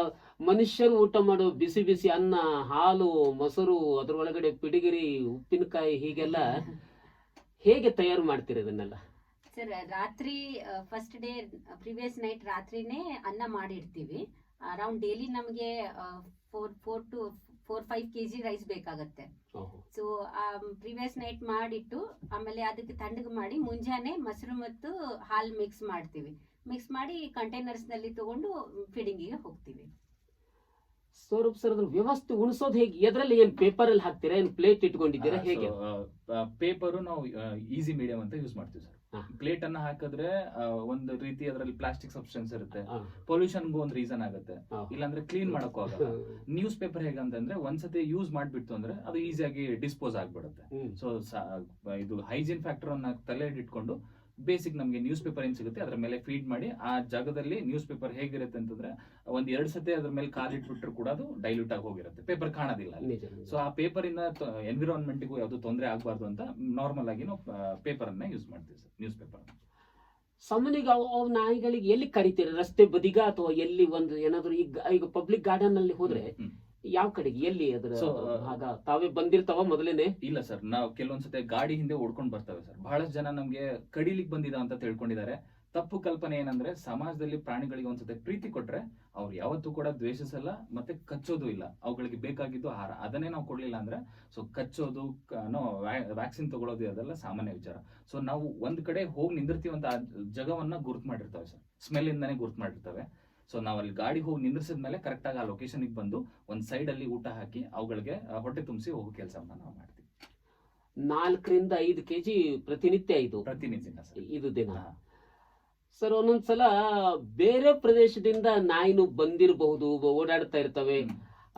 ಕೆಲವ್ರು ಯಾರೋ ಮಾತಾಡ್ತಾ ಹೇಳಿದ್ರು, ನಾಯಿಗಳಂತಂದ್ರೆ they are roaming citizens of India ಅಂತ ಒಂದು ಮಾತಿದೆ. ಅವರು ಅಲಿದಾಡುವ ನಾಗರಿಕರು ಅಂತ ಹೇಳಿ. ಬೇರೆ ಬೇರೆ ಪ್ರದೇಶದಿಂದಲೂ ನಾಯಿಗಳು ಒಂದ್ಸಲ ಹೆಚ್ಚಿಗೆ ಬರ್ಬೋದು. ಅವುಗಳಿಗೂ ಹಾಕ್ತೀರಾ? ನಿಮ್ಮದೇ ಆದ ನಿರ್ದಿಷ್ಟವಾದದ್ದು ಏನಾದ್ರು ಇದೆಯಾ? ಹೇಗೆ ಈಗ ಐಡೆಂಟಿಫೈಡ್ ಡಾಗ್ಸ್ ಅಂತಿದೆ? ಇಲ್ಲ ಸರ್, ಸ್ಪಾಟ್ ಅಲ್ಲಿ ಯಾವುದೇ ಅಕ್ಕಪಕ್ಕದಲ್ಲಿ ಯಾವುದೇ ಒಂದು ಲೊಕೇಶನ್ ಅಲ್ಲಿ ಡಾಗ್ ಕಂಡ್ರೆ ಅದು ಬೇರೆ ನಾಯಿಗಳ ಜೊತೆ ಹೊಂದ್ಕೊಂತಿರಲ್ಲ ಸರ್, ಐಸೋಲೇಟೆಡ್ ಆಗಿರುತ್ತೆ. ಅವಾಗ ಏನ್ ಮಾಡ್ತಾರೆ, ನಮ್ಮ ಟೀಮ್ ಮೆಂಬರ್ ಹೋಗಿ ಅದು ಇರೋ ಜಾಗಕ್ಕೆ ಹೋಗಿ ಫೀಡ್ ಮಾಡಿ ಬರ್ತಾರೆ. ಅದು ಈ ಕಡೆ ಬರೋ ತೊಂದರೆ ಇಲ್ಲ, ಕಚ್ಚಾಡೋ ತೊಂದರೆ ಕೂಡ ಇರಲ್ಲ. ಸೊ ಯಾವುದೇ ಪ್ರಾಣಿ ಸುತ್ತಮುತ್ತ ಪ್ರದೇಶದಲ್ಲಿ ಕಂಡ್ರು ಆ ಪ್ರಾಣಿಗೆ ಆಹಾರ ನಮ್ಮ ಸಂಸ್ಥೆಯಿಂದ ಕೊಟ್ಟು ಬರ್ತೀವಿ ಸರ್. ಇಷ್ಟು ವರ್ಷದ ಅನುಭವದಲ್ಲಿ ಯಾವುದೇ ನಾಯಿಂದ ಕಚ್ಚಿಸಿಕೊಂಡ ಅನುಭವ ಇಲ್ಲ? ಒಂದ್ ವಿಚಾರ ಸರ್, ನಾನು ತುಂಬಾ ಹಾನೆಸ್ಟ್ ಆಗಿ ಒಂದು ಸೇವೆ ಮಾದರಿಯಲ್ಲಿ ಹೇಳ್ತೀನಿ. ಅಪ್ಪಾಜಿಯವ್ರು ಏನ್ ಕಲ್ಸಿದ್ರು ಅಂದ್ರೆ, ಯಾವಾಗ ನಾವು ಪ್ರಾಣಿಯನ್ನ ಪ್ರೀತಿಸ್ತೀವಿ ಸೊ ಅವಾಗ್ಲಿಂದ ಪ್ರಾಣಿ ನಮ್ಮ ಒಂದು ಒಳ್ಳೆ ಫ್ರೆಂಡ್ ಅಂತ ಟ್ರೀಟ್ ಮಾಡಬೇಕು ಅಂತ ಆ ವಿಚಾರವನ್ನ ಅವರು ಇಲ್ಲಿ ಸೇವೆ ಮಾಡೋದ್ರ ಮೂಲಕ ನಾನು ಕಲ್ತಿದ್ದೆ. ಫಾರ್ ಗುಡ್ ಫಾರ್ಚೂನ್ ಯಾವುದೇ ತರ ನಾವು ಹಾಕಿರೋ ಪ್ರಾಣಿ ನಮಗೆ ಕಚ್ಚಿಲ್ಲ, ಅಲ್ಲಿ ಇರೋ ವ್ಯಕ್ತಿಗಳ ಸುತ್ತಮುತ್ತ ಇರೋ ವ್ಯಕ್ತಿಗಳಿಗೂ ಕೂಡ ಯಾವುದೋ ಡಾಗ್ ಬೈಟ್ ಆಗಿಲ್ಲ. ಆ ಪ್ರಾಣಿಗಳು ಕೂಡ ಅಷ್ಟೇ ಹೆಲ್ದಿ ಆಗಿದಾವೆ, ಅಲ್ಲಿ ಸುತ್ತಮುತ್ತ ಇರೋ ಜನರು ಕೂಡ ಅಷ್ಟೇ ಸಪೋರ್ಟಿವ್. ಮೇಡಮ್, ಈಗ ತಾವು ಹೇಳಿ ಊಟ ಆದ್ಮೇಲೆ ನೀರು ಕುಡಿಯೋದು ಮನುಷ್ಯನ ಸಹಜ ಸ್ವಭಾವ, ಪ್ರಾಣಿಗಳಿಗೂ ನೀರು ಬೇಕಾಗುತ್ತೆ. ಶರಣಬಸವೇಶ್ವರರು ತಮ್ಮ ಹೊಲದ ಕಾಳೆಲ್ಲ ತಿಂದಾದ್ಮೇಲೆ ಇಲ್ಲೇ ನೀರು ಕುಡಿಲಿ ಅಂತ ನೀರಿನ ವ್ಯವಸ್ಥೆಯನ್ನು ಮಾಡಿದ್ರು. ಹಾಗೆ ನೀರು ಕುಡಿಸುವ ವ್ಯವಸ್ಥೆ ಏನ್ ಮಾಡ್ತೀರಾ? ಸರ್ ಆಕ್ಚುಲಿ ಹೆಂಗಿದೆ ಅಂದ್ರೆ, ಈಗ ಸಮರ್ಸ್ ನಲ್ಲಿ ನಾವು ಸಿಮೆಂಟ್ ಪಾಟ್ ಗಳನ್ನು ಇನ್ಸ್ಟಾಲ್ ಮಾಡ್ತೀವಿ. ಸೊ ಅವಾಗ 3 ಮಂತ್ಸ್ ಏನ್ ಸಮರ್ ಇರುತ್ತೆ ಅಲ್ಲ, ಅವಾಗ ಡೈಲಿ ಆ ಪಾಟಿಗೆ ನೀರು ಫಿಲ್ ಮಾಡೋದು, ನೆಕ್ಸ್ಟ್ ಡೇ ಮತ್ತೆ ಇದ್ದಿದ್ ನೀರನ್ನು ಚೆಲ್ಲೋದು, ಮತ್ತೆ ಕ್ಲೀನ್ ಮಾಡೋದು, ಮತ್ತೆ ನೀರು ತುಂಬೋದು. 3 ಮಂತ್ಸ್ ಆದ್ರೆ ಇದು ಕಂಟಿನ್ಯೂಸ್ ಇದ್ದೇ ಇರುತ್ತೆ. ಆಮೇಲೆ ಆ ಪಾಟ್ಸ್ ನಲ್ಲಿ ಯಾರಾದ್ರೂ ನಾವಾದ್ರೆ ನಮ್ ಕೈಲಿಂದ ಆದ್ರೆ ನಾವು ಹಾಕ್ತಿವಿ, ಇಲ್ಲಾದ್ರೆ ಯಾರಾದ್ರೂ ಗಾರ್ಡನ್ ಕಡೆ ಹತ್ರ ಎಲ್ಲ ಇದ್ದವ್ರು ಮನುಷ್ಯರು ನೀರ್ ಹಾಕ್ತಿರ್ತಾರೆ. ಸೊ ನಾವು ಫೀಡಿಂಗ್ ಸ್ಪಾಟ್ ಅಲ್ಲಿ ಕೆಲವೊಂದ್ ಕಡೆ ನೀರಿನ ವ್ಯವಸ್ಥೆ ಮಾಡಿಟ್ಟಿದ್ದಾರೆ ಸರ್. ಸೊ ನಮ್ಮ ಹತ್ರ ಊಟ ಮಾಡಿ ಅಲ್ಲಿ ಹೋಗಿ ನೀರ್ ಕನ್ಸ್ಯೂಮ್ ಮಾಡ್ತೇವೆ ಸರ್. ಆ ತರ ಕೂಡ ವ್ಯವಸ್ಥೆ ಇದೆ ಸರ್. ಈಗ ನಮ್ಮ ಕಲಬುರಗಿ ಮಹಾನಗರ ಪಾಲಿಕೆ ಮತ್ತಿತರ ಸಂಸ್ಥೆಗಳು ತಮ್ಮೊಂದಿಗೆ ಏನಾದ್ರು ಸಹಕರಿಸ್ತಾ ಇವೆ? ಹೇಗೆ, ಅವ್ರ ಸಹಾಯ ಹೇಗಿದೆ? ಒಂದು ವಿಚಾರ NGO ಬಗ್ಗೆ ನಿಮ್ಗೆ ಏನ್ ಹೇಳ್ಬೇಕು ಅಂದ್ರೆ ಸರ್, ನಾವು ಯಾವುದೇ ತರ ಹೊರಗಿನ ವ್ಯಕ್ತಿಗಳ ಸಪೋರ್ಟ್ ಮೇಲೆ ಕೆಲಸ ಮಾಡ್ತಿಲ್ಲ. ಸೊ ಈ ಒಂದು ಸಂಸ್ಥೆಗೆ ವಿಶಿಷ್ಟತೆ ಏನಂತಂದ್ರೆ, ನಾವು ಯಾವುದೇ ತರ ಸಮಾಜದಿಂದ ದುಡ್ಡನ್ನ ಎಕ್ಸ್ಪೆಕ್ಟ್ ಮಾಡಿ ಈ ಕೆಲಸವನ್ನ ನಾವು ಮಾಡೋದಿಲ್ಲ. ಸೊ ಯಾರು ಸದಸ್ಯರು ಇರ್ತಾರೆ, ಯಾರು ಟೀಮ್ ಮೆಂಬರ್ಸ್ ಇರ್ತಾರೆ, ಅವ್ರು ಬಂದಿರುವಂತ ಸ್ಯಾಲರಿಯಿಂದ ಬಂದಿರೋ ದುಡ್ಡಿಂದಾನೇ ಈ ಒಂದು ಸಂಸ್ಥೆನ ನಡೆಸ್ತಿದೀವಿ. ಯಾರು ದಾನಿಗಳಿರ್ತಾರೆ ತಮ್ಮ ಇಷ್ಟದಂತೆ ಬಂದ್ ಕೊಟ್ರೆ ಮಾತ್ರ ಎಕ್ಸೆಪ್ಟ್ ಮಾಡೋದು ಸರ್. ನಾವಾಗ್ಲೇ ಕೇಳಿ ನಮ್ಗೆ ದುಡ್ಡು ಬೇಕು ಈ ಕೆಲಸಕ್ಕೆ ಅಂತ 7 ವರ್ಷದ ಸೇವೆಯಲ್ಲಿ ನಾವು ಯಾವ್ದು ತರ ಈ ಒಂದು ಸ್ಕ್ಯಾನರು, QR ಕೋಡ್, ಫೋನ್ ಪೇ ಈ ನಂಬರ್ ಅನ್ನ ನಾವು ಪ್ರೆಸೆಂಟ್ ಮಾಡ್ದೇನೆ ಹೇಗೆ ನಿಸ್ವಾರ್ಥವಾಗಿ ನಮ್ಮ ಜೇಬಿಂದಾನೇ ಹಾಕಿ ಸಮಾಜಕ್ಕೆ ನಾವೇ ಕೊಡಬೇಕು ಅನ್ನೋ ವಿಚಾರದಲ್ಲಿ ನಾವು ಕೆಲಸ ಮಾಡ್ತಿದ್ದೀವಿ ಸರ್. ಸರಿ, ಈ ಟೀಮ್ಗಳು ಬೆಳಗ್ಗೆ 6 ಗಂಟೆಗೆ ಪ್ರಾರಂಭ ಮಾಡಿದ್ರೆ ಒಂದು ಟೀಮ್ ಅಲ್ಲಿ ಎಷ್ಟು ಜನರಿಗೆ ಇನ್ವಾಲ್ವ್ ಮಾಡ್ಕೊಳ್ತಾರೆ? ಈಗ ಎಲ್ಲಾ ಕಡೆಗೆ ಹೋಗ್ಬೇಕಲ್ಲ. ಸೊ ಆ ಒಂದು 5-6 ಸ್ಪಾಟ್ ನಾವೇನ್ ಐಡೆಂಟಿಫೈ ಮಾಡಿದೀವಿ ಸರ್, ಅದ್ರ ಮಧ್ಯದಲ್ಲೇ ಮತ್ತೊಂದು ಕೆಲವೊಂದು ಸ್ಪಾಟ್ಸ್ ಇರ್ತವೆ ಸರ್. ನಾವು ಮೇನ್ ಹಿಂಗ್ ಐಡೆಂಟಿಫೈಬಲ್ ಪ್ಲೇಸಸ್ ಅನ್ನ ನಿಮ್ಗೆ ಹೇಳಿದ್ವಿ. ಈಗ ಅನ್ಕೊಳ್ಳಿ, ಕೂಬಾ ಪ್ಲಾಟ್ ಇಂದ ಐವನ್ಶಿ ಹೋಗ್ಬೇಕಾದ್ರೆ 4-5 ಸ್ಪಾಟ್ ಇದೆ. ಸೊ ಏನಿಲ್ಲ ಅಂದ್ರೆ ಒಂದು 18-19 ಸ್ಪಾಟ್ಸ್ ಅಲ್ಲಿ ಫೀಡಿಂಗ್ ಆಗುತ್ತೆ. ಸೊ ಒಂದ್ ಸ್ಪಾಟ್ ಅಲ್ಲಿ ಏನಿಲ್ಲ ಅಂದ್ರೆ ಕಮ್ಯುನಿಟಿ ಡಾಗ್ಸ್ ಒಂದು 8-10 ಮಿನಿಮಮ್ ಇರುತ್ತೆ. ಸೊ ಆಲ್ಮೋಸ್ಟ್ ಅನ್ಕೊಳ್ಳಿ ಒಂದು 7-8 ಹಿಡ್ಕೊಂಡ್ರು ಕೂಡ ಮಿನಿಮಮ್ 100 ಡಾಗ್ಸ್ ಗೆ ಎವ್ರಿ ಡೇ ಫೀಡ್ ಮಾಡ್ತೀವಿ ಸರ್. ಹೌದಾ? ಸೊ ಎವ್ರಿ ಡೇ 100 ಡಾಗ್ಸ್ ಗೆ ಪೆಡಿಗ್ರಿ, ರೈಸ್, ಕರ್ಡ್, ಹಾಲು, ಬಿಸ್ಕೆಟ್ಸ್ ಮತ್ತೆ ಟ್ರೀಟ್ಸ್ ಇಷ್ಟೆಲ್ಲ ಕೂಡ ಡೈಲಿ ಫೀಡಿಂಗ್ ಆಗುತ್ತೆ. ಡೈಲಿ ಫೀಡಿಂಗ್ 100 ನಾಯಿಗಳಿಗೆ 100-120 ನಾಯಿ ಮ್ಯಾಕ್ಸಿಮಮ್ ಸರ್. ಬೆಳಗ್ಗೆ ಒಂದು ಟೀಮ್ ಹೇಗಿರುತ್ತೆ ಅಂದ್ರೆ ಸರ್, ಡೈಲಿ ಇವತ್ತು ಹೋದವರು ನಾಳೆ ಅವ್ರಿಗೆ ರೆಸ್ಟ್ ಕೊಡ್ತೀವಿ, ನಾಳೆ ಬೇರೆ ಟೀಮ್ಗೆ ಅಲಾಟ್ ಆಗಿರುತ್ತೆ. ಸೊ ಆ ತರ ಒಂದು ಶೆಡ್ಯೂಲ್ ಮಾಡ್ಕೊಂಡು ಒಂದ್ ತಿಂಗಳನ್ನ ಶೆಡ್ಯೂಲ್ ಮುಂಚೆನೆ ಡೈಲಿ ಬೆಳಗ್ಗೆ ಅಷ್ಟೇನಾ? ಬೆಳಿಗ್ಗೆ ಅಷ್ಟೇ ಸರ್, ಸಂಜೆ ಏನಿಲ್ಲ. ಸಂಜೆ ಇಲ್ಲ ಸರ್. ಬೆಳಿಗ್ಗೆ ಒಂದ್ ಟೈಮ್ ಕಂಪ್ಲೀಟ್ ಆಗಿ ಫೀಡ್ ಮಾಡ್ಬಿಟ್ರೆ ಪೂರ್ತಿ ಒಂದಿನ ಆ ಫುಡ್ ಮೇಲೆ ಆರಾಮಾಗಿರ್ತವೆ. ಮತ್ತೆ ಕೆಲವೊಂದ್ಸತಿ ಹೆಂಗಾಗಿದೆ ಅಂದ್ರೆ, ಆ ಜಾಗಕ್ಕೆ ಹೋಗಿ ನೋಡಿದ್ರೆ ಆ ಪ್ರಾಣಿ ಸಿಗೋದೇ ಇಲ್ಲ, ಮತ್ತೆ ನೆಕ್ಸ್ಟ್ ಬೆಳಿಗ್ಗೆ ಹಾಜರಿ ಇರುತ್ತೆ ಅದ್ರ. ಆ ತರ ಅಂದ್ರೆ ಸೊಸೈಟಿಗೂ ಕೂಡ ಒಂದ್ಸತಿ ರಿಮೋಟ್ ಆಗಿ ಹೊಟ್ಟೆ ತುಂಬಿದ್ರೆ ರಿಮೋಟ್ ಪ್ಲೇಸಸ್ ಅಲ್ಲಿ ಹೋಗಿ ರೆಸ್ಟ್ ಮಾಡ್ತಿರ್ತಾರೆ ಸರ್. ಈಗ ಮೇಡಮ್, ತಮಗೂ ಅನುಭವ ಇದೆ. ಈಗ ಯಾವ್ದೋ ಒಬ್ಬರು ಮನೆಯಲ್ಲಿ ಪಾಪ ನಾಯಿ ಚೆನ್ನಾಗಿ ಸಾಕಿದ್ದಾರೆ, ಅವ್ರ ಮನೆಯಲ್ಲಿ ನೋಡಕ್ ಆಗ್ತಾ ಇಲ್ಲ, ಅದು ನೀವು ತಗೊಳ್ಳಿ, ನೀವು ಕಾಪಾಡಿ ಅಂದ್ರೆ ಅದಕ್ಕೆ ಅವಕಾಶ ಇದೆ ನಿಮ್ಮಲ್ಲಿ? ಸರ್, ಈಗ ಸದ್ಯ ಅಂದ್ರೆ ನಮ್ಮಲ್ಲಿ ಶೆಲ್ಟರ್ದ ವ್ಯವಸ್ಥೆ ಇಲ್ಲ. ಆದ್ರೂ ನಾವು ಆದಷ್ಟು ಡಾಗ್ಸಿಗೆ ಏನ್ ಅಡಾಪ್ಷನ್ ಡ್ರೈವ್ ಅದೆಲ್ಲ ಮಾಡ್ತಿದ್ದೀವಿ. ಅಂದ್ರೆ ಲೈಕ್ ಈಗ ರೀಸೆಂಟ್ಲಿ ಒಂದು ಶಿವ್ ಮಂದಿರ್ನಲ್ಲಿ ಡಾಗ್ ಪಪ್ಪೀಸ್ ಇದ್ದು, ಆ ಪಪ್ಪೀಸ್ ನಲ್ಲಿ ಒಂದು ಪಪ್ಪಿಗೆ ಒಬ್ರು ಟೀಚರ್ ಅಡಾಪ್ಟ್ ಮಾಡಿದ್ದಾರೆ. ಈಗ ಆ ಡಾಗ್ ಸಣ್ಣ ಪಪ್ಪಿ ಇದ್ದಾಗ ತಗೊಂಡಿದ್ದು, ಈಗ ಇಟ್ಸ್ ಆಲ್ರೆಡಿ ಲೈಕ್ 6 ಮಂತ್ಸ್ ಏನಾಗಿದೆ ಅದು ತಗೊಂಡು. ಅದು ಇಷ್ಟು ಹೆಲ್ದಿ ಇದೆ, ಇಷ್ಟು ಹ್ಯಾಪಿ ಇದೆ ಅಲ್ಲ.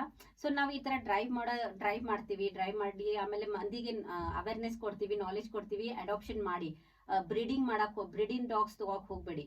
ಸ್ಟ್ರೀಟ್ ನಲ್ಲಿ ಇದ್ದಿದ್ದ ನಾಯಿಗಳಿಗೆ ತಗೊಂಡು ನೀವು ಅವಕ್ಕೆ ಸಾಕ್ಬಹುದು ಅಂತ. ಮತ್ತೆ ಬ್ರೀಡ್ ಮಾಡಿದ್ದು ನಾಯಿಗೆ ಎಷ್ಟು ಪ್ರಾಬ್ಲಮ್ಸ್ ಕೊಟ್ಟು, ಎಷ್ಟು ತ್ರಾಸ್ ಕೊಟ್ಟು ಬ್ರೀಡ್ ಮಾಡ್ತಾರೆ, ಅದ್ರ ಬಗ್ಗೆ ಅವೇರ್ನೆಸ್ ಕೂಡ ಕೊಡ್ತೀವಿ. ಆಕಾಶ್, ಇವತ್ತು ಅನೇಕ ಸಲ ಚಳಿ ಇರುತ್ತೆ, ಮಳೆ ಇರುತ್ತೆ, ಹೀಗಿರುತ್ತೆ. ವ್ಯವಸ್ಥೆ ಹೇಗೆ? ವೆಹಿಕಲ್ ಎಲ್ಲ ಇದೆಯಾ? ಹೇಗೆ ಆ ನಾಯಿಗಳಿರೋ ಜಾಗಕ್ಕೆ ಹೋಗೋದಕ್ಕೆಲ್ಲ? ಸರ್, ನಮ್ಮ ಪರ್ಸನಲ್ ಸ್ಕೂಟಿ ವೆಹಿಕಲ್ಸ್ ಇರ್ತಾವಲ್ರಿ ಸರ್. ಪರ್ಸನಲ್ ಥಂಡಿ ಟೈಮಿಗೆ ಸ್ವೆಟರ್ ಅವೆಲ್ಲ ಹಾಕೊಂಡು ಹೋಗ್ತೀವಿ. ಮಳೆಗಾಲದಲ್ಲಿ ಹೆಂಗಾಗುತ್ತೆ ಸರ್, ಮಾರ್ನಿಂಗ್ ಮಳೆ ಇತ್ತಂದ್ರೆ ಅದು ಮಾರ್ನಿಂಗ್ ಮಳೆ ಇದ್ದಾಗ ನಾವು ಬಿಟ್ಬಿಡ್ತೀವಿ ಸರ್ ಫೀಡಿಂಗ್. ಸೊ ಮಧ್ಯಾಹ್ನ ಇಲ್ಲ ಸಂಜೆ ಕಡೆ ಹೋಗಿ ಅಲ್ಲಿ ಹೋಗಿದ್ರೆ ಅವು ನಾಯಿಗಳು ವೇಟ್ ಮಾಡ್ತಿರ್ತೇವೆ ಸರ್ ನಮ್ಮ ಸಲಕ್ಕೆ. ನಾವು ಮಧ್ಯಾಹ್ನ ಇಲ್ಲ ಸಂಜೆಗೆ ಯಾವ ನಾವು ಫ್ರೀ ಆದಾಗ ಒಂದಿನ ಒಂದ್ಸಲ ಫೀಡಿಂಗ್ ಆಗ್ಬೇಕ್ರಿ ಸರ್. ಮಳೆಗಾಲ ಇತ್ತಂದ್ರೆ ಮಾರ್ನಿಂಗ್ ಮಳೆ ಆಗಿತ್ತಂದ್ರೆ ಮಧ್ಯಾಹ್ನ ಹೋಗಿ ಮಾಡ್ತೀವಿ ರೀ ಸರ್. ಹೀಗೆ ಹಾಂ ಸರ್. ಬಹಳ ಒಳ್ಳೆ ವಿಚಾರ. ಇದು ಒಂದು ಹೊಸ ವಿಷಯವನ್ನು ತಾವೆಲ್ಲ ಅಂತರ್ವಾಣಿ ಮೂಲಕವಾಗಿ ಮಾತಾಡ್ತಾ ಇದ್ದೀರಾ. ಮೇಡಮ್, ಈ ಸಂಸ್ಥೆಯಲ್ಲಿ ತಮ್ಮೊಂದಿಗೆ ಹೆಣ್ಣು ಮಕ್ಕಳು ಎಷ್ಟು ಜನ ಇದ್ದಾರೆ? ಸರ್ ನಮ್ ಗೊತ್ತೇ ಆಕ್ಚುಲಿ ಈಗ ಟೀಮ್ ಮೆಂಬರ್ಸ್ ನಲ್ಲಿ ಹೆಣ್ಮಕ್ಳೇ ಸ್ವಲ್ಪ ಜಾಸ್ತಿ ಇದ್ದಾರೆ. ಅಬಾಬು, ಸೌರಭ್ ಅವ್ರ ಕೈ ಬಲಗೈ ಬಲಿಷ್ಠವಾಯ್ತು ಮತ್ತೆ. ಸೊ ನಮ್ಮ ಒಂದು 11 ಜನ ಸದಸ್ಯರು ಏನ್ ನೋಂದಣಿ ಮಾಡಿರ್ತೀವಿ ಸರ್ ನಾವು, ಅದರಲ್ಲಿ 7 ಜನ ಹೆಣ್ಮಕ್ಳಿದ್ದಾರೆ ಸರ್. ಆ 7 ಜನ ಅಂದ್ರೆ ಬೋರ್ಡ್ ಆಫ್ ಡೈರೆಕ್ಟರ್ಸ್ 5 ಜನದಲ್ಲಿ 3 ಜನ ಕೂಡ ಹೆಣ್ಮಕ್ಳು, ಇಬ್ಬರಷ್ಟೇ ಮೇಲ್ ಇದ್ದಾರೆ ಸರ್, ಗಂಡ್ಮಕ್ಳು. ಸೊ ಜಾಸ್ತಿ ಪವರ್ಸ್ ಅಂದ್ರೆ ಅವ್ರು ಬರ್ಲಿ ಸಮಾಜಕ್ಕೆ, ಅವ್ರ ಕಡೆಯಿಂದನೂ ಸೇವೆ ಆಗ್ಲಿ. ಸೊ ನಮ್ಮ ಕಡೆ ಹೆಂಗೆ ಅಂದ್ರೆ ಸರ್, ಈ ಸಂಸ್ಥೆಯಲ್ಲಿ ಆ ಹೆಣ್ಮಕ್ಳು ಯಾರು ಬಂದಿರ್ತಾರೆ ಅವರ ಸೇವೆ ಜೊತೆ ಅವ್ರ ಸೇಫ್ಟಿ ಕೂಡ ನಾವು ಇನ್ಶೂರ್ ಮಾಡಿ, ಸೊ ಅವ್ರ ಜೊತೆ ಯಾವಾಗ್ಲೂ ಇಲ್ಲ ಯಾವುದೇ ಕೆಲ್ಸಕ್ಕೆ ಹೋದ್ರು ಕೂಡ ನಾವು ಅವ್ರ ಜೊತೆ ಸಪೋರ್ಟ್ ಆಗಿ ನಿಂತು ಅವ್ರ ಕಡೆಯಿಂದ ಕೆಲಸ ಮಾಡುವಂತ ವಿಚಾರ ನಮ್ಮ ಸಂಸ್ಥೆಯಲ್ಲಿ. ಸೊ ಇಲ್ಲಿ ಒಂದು ಸಂಸ್ಥೆ ಅನ್ನೋ ಬರಲಿ ವುಮೆನ್ ಎಂಪವರ್ಮೆಂಟ್ ಈ ಒಂದು ದಾರಿನ ನಾವು ಮಾಡ್ತಿದ್ದೀವಿ. ಯಾರೇ ಹೆಣ್ಮಕ್ಳು ಬಂದ್ರು ಕೂಡ ನಮ್ಮ ಒಂದು ಸ್ಪೇಸ್ ಅಲ್ಲಿ ಸೇಫ್ ಆಗಿ ಫೀಲ್ ಮಾಡಿ ಒಳ್ಳೆ ಕೆಲಸಗಳನ್ನ ಮಾಡಿ ಹೋಗಿ ಖುಷಿ ಪಟ್ಟವರು ತುಂಬಾ ಜನ ಇದ್ದಾರೆ ಸರ್. ಸರ್, ಈಗ ಈ ಫುಡ್ ತಯಾರು ಮಾಡೋದಕ್ಕೆ ಒಂದೇ ನಿರ್ದಿಷ್ಟ ಒಬ್ಬರ ಮನೆಯಲ್ಲಿ ಮಾಡ್ತೀರಾ ಅಥವಾ ಹಂಚ್ಕೊಳ್ತೀರಾ? ಇವತ್ತು ನಾನು ಮಾಡುತ್ತೀನಿ, ನಾಳೆ ನೀವು, ಹೀಗೇನಾದ್ರು? ಸೊ ಈಗ ಸದ್ಯಕ್ಕೆ ಮಧು ಮೇಡಮ್ ಅವ್ರ ಮನೇಲೆ ಅವ್ರು ಡೈಲಿ ಸ್ವಂತ ಒಂದು ಲೀಡ್ ತಗೊಂಡು ಅವ್ರಾಗ್ಲೇನೆ ಮಾಡ್ತಿದ್ದಾರೆ. ಅವರ ಅನುಪಸ್ಥಿತಿಯಲ್ಲಿ ಯಾರೊಬ್ರು ಜವಾಬ್ದಾರಿ ತಗೊಂಡು, ಸೊ ಯಾವುದೇ ತರ ಕೊರತೆ ಇಲ್ಲದೆ ದಿನನಿತ್ಯ ಕೆಲಸವನ್ನ ಒಬ್ರು ಜವಾಬ್ದಾರಿ ತಗೊಂಡು ಮಾಡೋ ಕೆಲಸ ಆಗುತ್ತೆ. ದೊಡ್ಡ ಸೇವೆ ಮಾಡ್ತಾ ಇದ್ದೀರಾ ಮಧು ಮೇಡಮ್ ಅವರೇ, ಶರಣಾರ್ಥಿ. ಸಂತೋಷ. ಹೇಳಿ ಆಕಾಶ, ಒಂದೊಂದ್ಸಲ ಸಮಾಜದೊಳಗೆ ಏನಂತಾರೆ, ನಾಯಿಗಳು ಸ್ವಲ್ಪ ಹುಚ್ಚಿರ್ತವೆ, ಹಾಗಿರ್ತವೆ, ಸಿಟ್ಟಿರ್ತದೆ, ದ್ವೇಷ ಇರ್ತವೆ, ಹೀಗೆಲ್ಲ ಅದ್ರ ಒಡನಾಟ ಹೊಂದಿದ ತಮಗೇನು ಅನಿಸ್ತದೆ? ನಾಯಿಗಳು ಶಿಫ್ಟ್ ಮಾಡ್ಕೋದು ಯಾಕಂದ್ರೆ ಮನುಷ್ಯರಿಗೆ ಒಂದ್ ಹೊತ್ತು ಊಟ ಹಾಕ್ಲಿಲ್ಲ ಅಂದ್ರೆ ಹುಚ್ಚುಚ್ಚು ಮಾಡ್ತಾರೆ. ಸೊ ಪ್ರಾಣಿಗಳನ್ನು ಹಂಗೆ ಸರ್, ಅವಕ್ಕೆ ಸ್ವಲ್ಪ ಊಟ ಸಿಗ್ಲಿಲ್ಲ ಅಂದ್ರೆ ಹುಚ್ಚು ಮಾಡ್ತಾರೆ. ಅಂದ್ರೆ ಮನುಷ್ಯರು ಒಬ್ರೊಬ್ರು ಹೆಂಗ್ ಮಾಡ್ತಾರೆ, ಅವಕ್ಕೆ ಕಾಡಿಸ್ತಾರೆ, ಕಲ್ಲು ಹೊಡಿದು. ಪ್ರಾಣಿಗಳಿಗೆ ಅವ್ ಹೆಂಗಂದ್ರೆ ಅವು ಯಾರೇ ಕಲ್ಲು ಹೊಡೆದ್ರೆ ಅವು ಕಚ್ಚಕ್ ಬರುತ್ತೆ, ಅದಕ್ಕೇನು ಮಾಡ್ಲಿಲ್ಲ ಅಂದ್ರೆ ಅವು ಏನು ಮಾಡಕ್ಕಾಗಲ್ಲ ಸರ್. ಸೌರಭ್ ಸರ್, ಈಗ ವ್ಯಾಕ್ಸಿನೇಷನ್ ಇವುಗಳಿಗೆ ಯಾವ್ಯಾವ ಔಷಧಿ ಹಾಕಬೇಕು, ಚುಚ್ಚುಮದ್ದು ಯಾವಾಗ ಕೊಡಬೇಕು, ಇದೆಲ್ಲ ಹೇಗೆ, ಇದಕ್ಕೆ ಯಾರ ವೈದ್ಯರ ಸಹಾಯ ಇದೆ, ಹೇಗೆ ಮಾಡ್ತೀರಾ?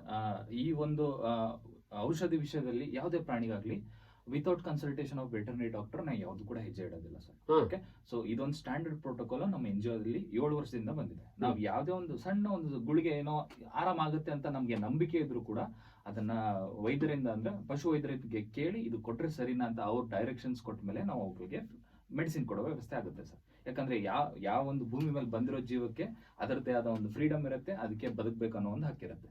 ಅದನ್ನ ಸ್ಪಾಯಿಲ್ ಮಾಡೋದು ಯಾರ ಕೆಲಸ ಕೂಡ ಅಲ್ಲ. ಸೊ ಅದು ಏನೇ ಇರಲಿ, ಒಬ್ರು ಸ್ಟ್ಯಾಂಡರ್ಡ್ ಒಬ್ರು ಡಾಕ್ಟರ್ ಇಂದ ಕೇಳಿದಾಗ ನಮ್ಗೆ ಒಂದು ಒಳ್ಳೆ ಸಜೆಷನ್ ಸಿಗುತ್ತೆ, ಅದ್ರ ಪ್ರಕಾರ ನಾವು ನಡಿತೀವಿ. ಆಮೇಲೆ ನಾವು ಚುಚ್ಚುಮದ್ದು ನೀಡಬೇಕಾದ್ರೆ ಅದಕ್ಕೆ ಒಂದು ಸ್ಟ್ಯಾಂಡರ್ಡ್ ಪ್ರೋಟೋಕಾಲ್ ಇದೆ ಸರ್.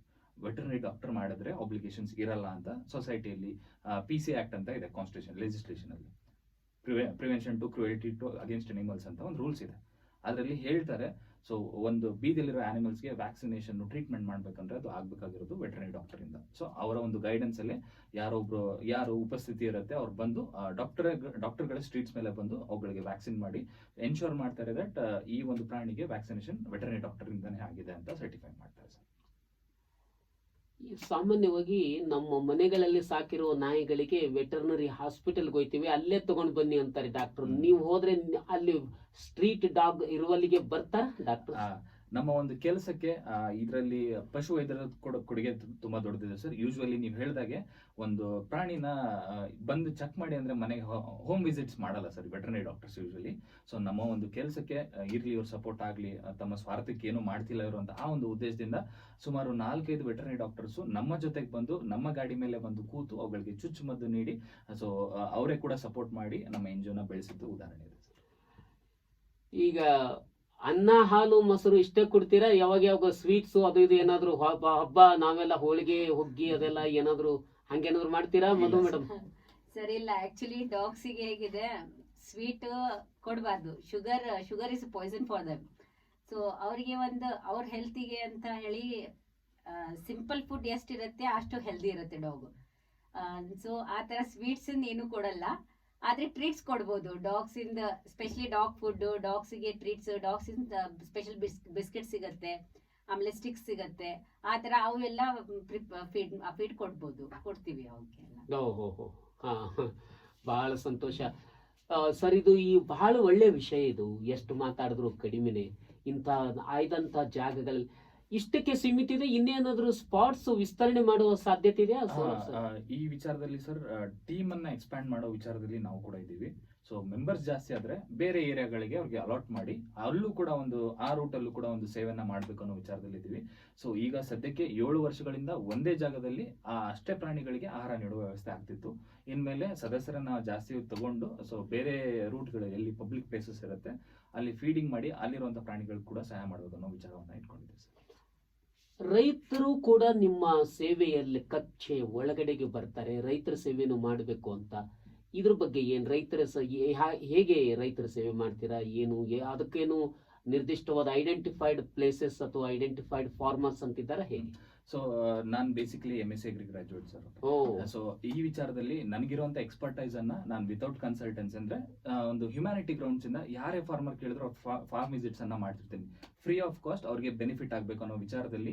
ಸೊ ಅವ್ರ ಹೊಲಕ್ಕೆ ಹೋಗಿ ಸೊ ಕ್ರಾಪ್ ಅನ್ನ ವಿಸಿಟ್ ಮಾಡಿ ಏನ್ ಪ್ರಾಬ್ಲಮ್ ಇದೆ, ಇದಕ್ಕೆ ನೀವು ಏನ್ ಸ್ಪ್ರೇ ಮಾಡಬೇಕು, ಯಾವ ಫರ್ಟಿಲೈಸರ್ ಹಾಕಬೇಕು ಅನ್ನೋ ಒಂದು ಕನ್ಸಲ್ಟೆನ್ಸಿ ಸರ್ವಿಸ್ ಅನ್ನ ನಾನು ನನ್ನ ಸುಮಾರು 7 ವರ್ಷದಿಂದ ನಾನು ಫ್ರೀ ಆಗಿ ಮಾಡ್ತಾ ಬಂದೀನಿ. ಅದರಲ್ಲಿ 5 ವರ್ಷ ಒಂದು ರಿಟೇಲ್ ಬಿಸ್ನೆಸ್ ಅಲ್ಲಿ ಇದೆ, ಅಂದ್ರೆ ಫರ್ಟಿಲೈಸರ್ ಮತ್ತೆ ಪೆಸ್ಟಿಸೈಡ್ದು.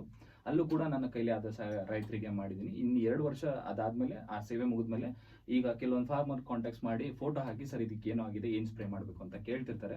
ಅವ್ರಿಗೆ ಹೊರಗಡೆ ಪಬ್ಲಿಸಿಟಿ ಮಾಡ್ದೇನೆ ಅವ್ರಿಗೆ ನನ್ನ ವೈಯಕ್ತಿಕ ವಿಚಾರದಲ್ಲಿ ಅವ್ರಿಗೆ ಸೇವೆ ಮಾಡೋ ಕೆಲಸ ಕೂಡ ನಾನು ನನ್ನ ಸಂಸ್ಥೆಯಿಂದ ಮಾಡ್ತೀನಿ. ಹೌದಲ್ಲ, ಬಹಳ ಸಂತೋಷ.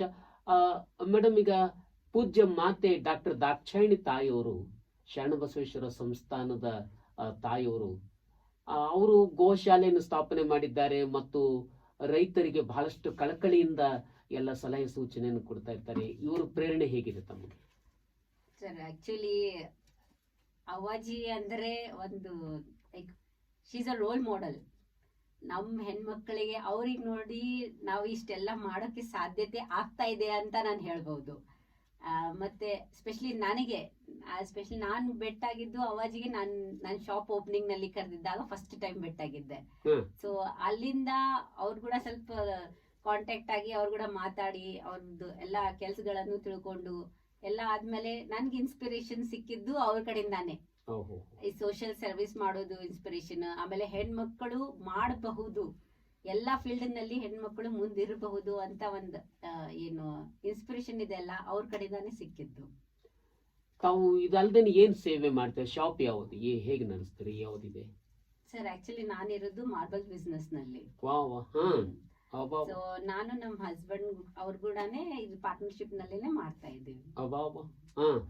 ಅದು ಅಂದ್ರೆ ಸ್ವಹಿತ ಮತ್ತು ಪರಹಿತ ಎರಡನ್ನೂ ಮಾಡ್ತಾ ಇದ್ದೀರಾ.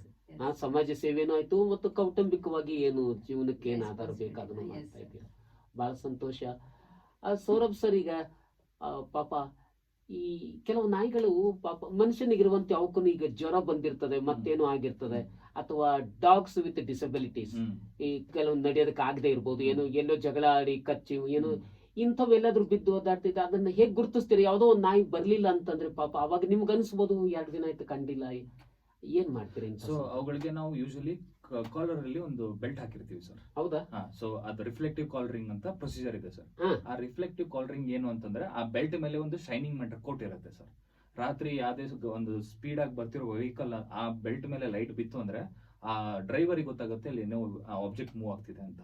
ಸೊ ಆ ಒಂದು ಐಡೆಂಟಿಫೈ ಇಂದ ಆ ಪ್ರಾಣಿಗಳನ್ನ ನಾವು ಗುರುತಿಸ್ತೀವಿ, ಇದು ನಮ್ದು ಅಂತ ಹೇಳಿ. ಓಕೆ, ಇನ್ ಕೇಸ್ ಬರ್ಲಿಲ್ಲ ಅಥವಾ ಎಲ್ಲೋ ಕಳ್ಕೊಂಡಿತ್ತು ಅಂತಂದ್ರೆ 1-2 ದಿವಸ ವೇಟ್ ಮಾಡ್ತೀವಿ ಸರ್. ಅಲ್ಲೇ ಸುತ್ತಮುತ್ತ ಒಂದು ಲೊಕೇಶನ್ ಹುಡುಕ್ತಿವಿ. ಏನೋ ಇಂಜುರಿ ಆಗಿತ್ತು ಅಂದ್ರೆ ಬೇಸಿಕ್ ಮೆಡಿಸಿನ್ ನಮ್ಮ ಹತ್ರ ಇರುತ್ತೆ. ಸೊ ವೆಟರ್ನರಿ ಡಾಕ್ಟರ್ ಪ್ರಿಸ್ಕ್ರೈಬ್ ಮಾಡಿರುವಂತ ಸ್ಪ್ರೇಸ್ ಮೆಡಿಸಿನ್ ಎಲ್ಲ ಕ್ಯಾರಿ ಮಾಡ್ತಿರ್ತೀವಿ. In case of dogs with disability ನಾವು ನಮ್ಮ ಹತ್ರ ಯಾವುದೇ ರೆಸ್ಕ್ಯೂ ಸೆಂಟರ್ ಇಲ್ಲದೆ ಇರೋ ಕಾರಣ ಹಾಸ್ಪಿಟಲ್ ವಿಸಿಟ್ ಮಾಡ್ತೀವಿ. ಬಟ್ ಅದನ್ನ ಕೇರ್ ತಗೊಳ್ಳಿಕ್ಕೆ ಯಾರು ನಮಗೆ ಫೋನ್ ಮಾಡಿರ್ತಾರೆ ಅವ್ರಿಗೆ ಆ ಜವಾಬ್ದಾರಿಯನ್ನ ಕೊಡ್ತೀವಿ ಸರ್. ಹೌದಾ? ಬಹಳ ದೊಡ್ಡ ಮಾತು. ಈಗ ನೀವು ರೇಡಿಯೋ ಕಾಲರ್ ಅಥವಾ ಕಾಲರ್ ಐಡಿ ಹಾಕಿದ್ದೀರಾ? ನಿಮ್ಮ ಯಾವ ಎಲ್ಲ ಸ್ಟ್ರೀಟ್ ಡಾಗ್ಸ್ ಗೆ ನಿಮ್ಮ ವ್ಯಾಪ್ತಿಯಲ್ಲಿ ಬರ್ತಕ್ಕಂಥ ರೇಡಿಯೋ ಕಾಲರ್ ಹಾಕಿಲ್ಲ ಸರ್, ರಿಫ್ಲೆಕ್ಟಿವ್ ಕಾಲರ್ಸ್ ಅಷ್ಟೇ. ರಿಫ್ಲೆಕ್ಟಿವ್ ಕಾಲರ್ಸ್, ಹೌದಲ್ಲ? ರೇಡಿಯೋ ಕಾಲರ್ ಬೇರೆ ಅಲ್ಲ? ಬೇರೆ ಸರ್, ಅದಂದ್ರೆ ಟ್ರ್ಯಾಕ್ ಆಗುತ್ತೆ. ಸೊ ಎಲ್ಲಿದೆ, ಏನ್ ಮಾಡ್ತಿದೆ ಅಂತ. ಇದು ಈ ಒಂದು ರೇಡಿಯೋ ಕಾಲರಿಂಗ್ ಚಿಪ್ಪಿಂಗ್ ಕಾನ್ಸೆಪ್ಟ್ BBMP ಬೆಂಗಳೂರಲ್ಲಿ ಮಾಡ್ತಿದೆ ಸರ್. ಹೌದಲ್ಲ? ಅಲ್ಲಿ ಎಕ್ಸ್ಪಾನ್ಷನ್ ಆಗಿದೆ. ಅಲ್ಲಿ ಫೀಡಿಂಗ್ ಝೋನ್ಸ್ ಮಾಡಿದ್ದಾರೆ. ಇಲ್ಲಿ ಇದೇ ಪ್ರದೇಶದಲ್ಲಿ ನೀವು ಫೀಡ್ ಮಾಡ್ಬೇಕು ಅಂತ ಅಲ್ಲಿ ಆರ್ಗನೈಸ್ ಇದೆ ಸರ್. ಇಲ್ಲಿ ಸ್ವಲ್ಪ ಇಂಪ್ರೂವ್ಮೆಂಟ್ ಆನಿಮಲ್ಸ್ ಪರ್ಸ್ಪೆಕ್ಟಿವ್ ಅಲ್ಲಿ ಕಲಬುರಗಿ ಮಹಾನಗರ ಪಾಲಿಕೆಯಿಂದ ಆಗ್ಬೇಕು ಅನ್ನೋ ವಿಚಾರವನ್ನ ಹೇಳಕ್ ಇಷ್ಟಪಡ್ತೀನಿ. ಈ ರಿಫ್ಲೆಕ್ಟಿಂಗ್ ಬೆಲ್ಟ್ಸ್ ಇದು ಹಾಕಬೇಕು ಅಂತನ್ನುವ ಕಾನ್ಸೆಪ್ಟ್ ಹೇಗೆ ಡೆವಲಪ್? ಇದು ಆಕ್ಚುಲಿ ಇವರು ಟಾಟಾ ಸರ್ ಇದ್ದಾರೆ, ರತನ್ ಟಾಟಾ ಸರ್. ಅವರ ಒಂದು ಮುಂಬೈಲಿ ಆಫೀಸ್ ಅಲ್ಲಿ ಒಬ್ಬ ವ್ಯಕ್ತಿ ಹೋದಾಗ ಅವರು ಕೂಡ ಪ್ರಾಣಿಗಳ ಬಗ್ಗೆ ಕಾಳಜಿ ಇಟ್ಕೊಂಡು ನಾನು ಹೀಗೆ ಮಾಡ್ತೀನಿ ಅಂತ ಹೋದಾಗ ಅವರು ಈ ವಿಚಾರವನ್ನ ತುಂಬಾ ಹತ್ತಿರದಿಂದ ನೋಡಿ ಪ್ರಾಣಿಗಳಿಗೂ ಕೂಡ ರಕ್ಷಣೆ ಇಂಪಾರ್ಟೆಂಟ್ ಅಂತ ಹೇಳಿ ಆ ಒಂದು ಪ್ರಾಜೆಕ್ಟ್ ಅನ್ನ ಅಪ್ರೂವ್ ಮಾಡಿ ಮುಂಬೈಲಿ 1000 ಡಾಗ್ಸ್ ಗೆ ಕಾಲ್ ರಿಂಗ್ ಆಯ್ತು ಸರ್. ಹೌದಾ? ಆ ಒಂದು ಕಾಲ್ ರಿಂಗ್ ವಿಚಾರ ತುಂಬಾ ಎಲ್ಲ ಕಡೆ ಮಾಹಿತಿ ನ್ಯೂಸ್ ಪೇಪರ್ ಅಲ್ಲೂ ಕೂಡ ಬಂದಾಗ ನನಗೂ ಅನಿಸ್ತು. ಸೊ ಹೇಗೆ ಮನುಷ್ಯರ ಜೀವ ರಕ್ಷಣೆ ಮಾಡೋದು ಇಂಪಾರ್ಟೆಂಟ್, ಹಾಗೆ ಆ ಬೀದಲ್ಲಿರೋ ನಿಸ್ವಾರ್ಥ ಜೀವಿಗಳಿಗೆ ಕೂಡ ರಕ್ಷಣೆ ಬೇಕು ಅನ್ನೋ ವಿಚಾರದಲ್ಲಿ ನಾವು ಕಾಲ್ ರಿಂಗ್ ಅನ್ನ ಮಾಡಕ್ ಶುರು ಮಾಡಿದ್ವಿ ಸರ್. ನಿಮ್ಮ ಕ್ಷೇತ್ರನೇ ಬಹಳ ಆಸಕ್ತಿ, ಬಹಳ ಕುತೂಹಲದಾಯಕವಾದಂತ ಕ್ಷೇತ್ರವನ್ನು ಆರಿಸ್ಕೊಂಡಿದ್ದೀರಾ. ಆಕಾಶ ಬಹಳ ಸಣ್ಣ ಕುನ್ನಿ ನಾಯಿ ಕುನ್ನಿಗಳಂತಾರೆ ನಮ್ ಕಡೆ, ನಾಯಿ ಮರಿಗಳಿರ್ತಾವಲ್ಲ, ಅವಕ್ಕೆ ಯಾವ ರೀತಿ ಆಹಾರ ಒದಗಿಸ್ತೀರಾ? ಅವಕ್ಕೂ ಸರ್ ಅನ್ನ, ಮೊಸರು, ಹಾಲು ಹಾಕ್ತಿವ್ರಿ ಸರ್. ಬಹಳ ಸಣ್ಣ ಮರಿಗಳಿಗೆ ಹಾಲು ಹಾಕ್ತಿವ್ರಿ ಸರ್. ಹಾಲು ಹಾಕ್ತೀರಾ? ಹಾ ರೀ ಸರ್. ಹಾ, ಹೌದಾ? ಹಾ ರೀ ಸರ್. ಓ, ಬಹಳ ಸಂತೋಷ. ಈಗಾಗಲೇ ನಮ್ಮ ಈ ಆನಂದ ಅಭಿಯಾನ್ ಚಾರಿಟೇಬಲ್ ಸೊಸೈಟಿ ಬಹಳ ವಿಶೇಷ. ಇದೊಂದು ಈ ಅಭಿಯಾನ ಮಾಡೋದ್ರಿಂದ, ಅಂದ್ರೆ ರೈತರ ಸೇವೆ ಮಾಡೋದ್ರಿಂದ, ಸೈನಿಕರ ಬಗ್ಗೆ ಅವ್ರ ಬಗ್ಗೆ ಕಾಳಜಿ ಇಟ್ಟುಕೊಂಡು ಸೇವೆ ಮಾಡೋದ್ರಿಂದ, ಸೈನಿಕರ ಮಹತ್ವದ ಬಗ್ಗೆ ಅರಿವು ಮೂಡಿಸುವುದರಿಂದ, ಮತ್ತು ಈ ರಸ್ತೆ ನಾಯಿ, ಬೀದಿ ನಾಯಿಗಳಿಗೆ ಉಣಿಸುವುದಿದೆ, ಇದು ಬಹಳ ದೊಡ್ಡ ಸೇವೆ. ಶರಣಬಸವೇಶ್ವರರು ಪಶು ಪಕ್ಷಿಗಳಿಗೆಲ್ಲ ದಾಸೋಹ ಮಾಡಿದ್ರು. ಹೀಗೆ ಈ ರಸ್ತೆ ನಾಯಿಗಳಿಗೆ ಉಣಿಸುವ ಕೆಲಸವನ್ನು ಮಾಡ್ತಾ ಇದ್ದಾರೆ. ಅನ್ನದಾನಕ್ಕಿಂತ ಇನ್ನೊಂದು ದಾನ ಇಲ್ಲ ಅಂತ ಸರ್ವಜ್ಞ ಕವಿ ಹೇಳಿದ್ದಾರೆ. ಅನ್ನ ದೇವರ ಮುಂದೆ ಇನ್ನು ದೇವರುಂಟೆ, ಅನ್ನವಿರುವ ತನಕ ಪ್ರಾಣವು ಜಗಕ್ಕೆಲ್ಲ, ಅನ್ನವೇ ದೇವ ಸರ್ವಜ್ಞ ಅಂತ ದೇವರ ರೂಪದಲ್ಲಿ ಹೋಗಿ ತಾವು ಆ ಎಲ್ಲ ಈ ಬೀದಿ ನಾಯಿಗಳಿಗೆ ಉಣಿಸ್ತಾ ಇದ್ದೀರಾ, ದಾಸೋಹ ಮಾಡ್ತಾ ಇದ್ದೀರಾ. ಹಸದವರಿಗೆ ಉಣಿಸೋದ್ರು ದೊಡ್ಡ ಪುಣ್ಯದ ಕೆಲಸ. ಅಂತ ಪುಣ್ಯ ಕೆಲಸವನ್ನು ತಾವೆಲ್ಲ ಮಾಡ್ತಾ ಇದ್ದೀರಿ. ಇದರಲ್ಲಿ ನಿಮ್ಮ ಸಾಧನೆ ಇನ್ನೂ ಹೆಚ್ಚಿಗೆ ಆಗಲಿ, ಯಶಸ್ಸಾಗಲಿ, ಸಮಾಜ ಇಂಥದ್ರ ಕಡೆಗೆ ಗಮನಿಸಲಿ, ಸಮಾಜ ಈ ದಿಸೆಯಲ್ಲಿ ಆಲೋಚನೆ ಮಾಡಿ ಇಡೀ ಸಮಾಜ ದಾಸೋಹಮಯವಾಗಲಿ ಎನ್ನುವ ಆಶಯದೊಂದಿಗೆ ಇವತ್ತಿನ ಈ ಸಂದರ್ಶನವನ್ನು ಮುಗಿಸ್ತಾ ಇದ್ದೇವೆ. ನಮಸ್ಕಾರ ಸರ್. ನಮಸ್ಕಾರ. ನಮಸ್ಕಾರ.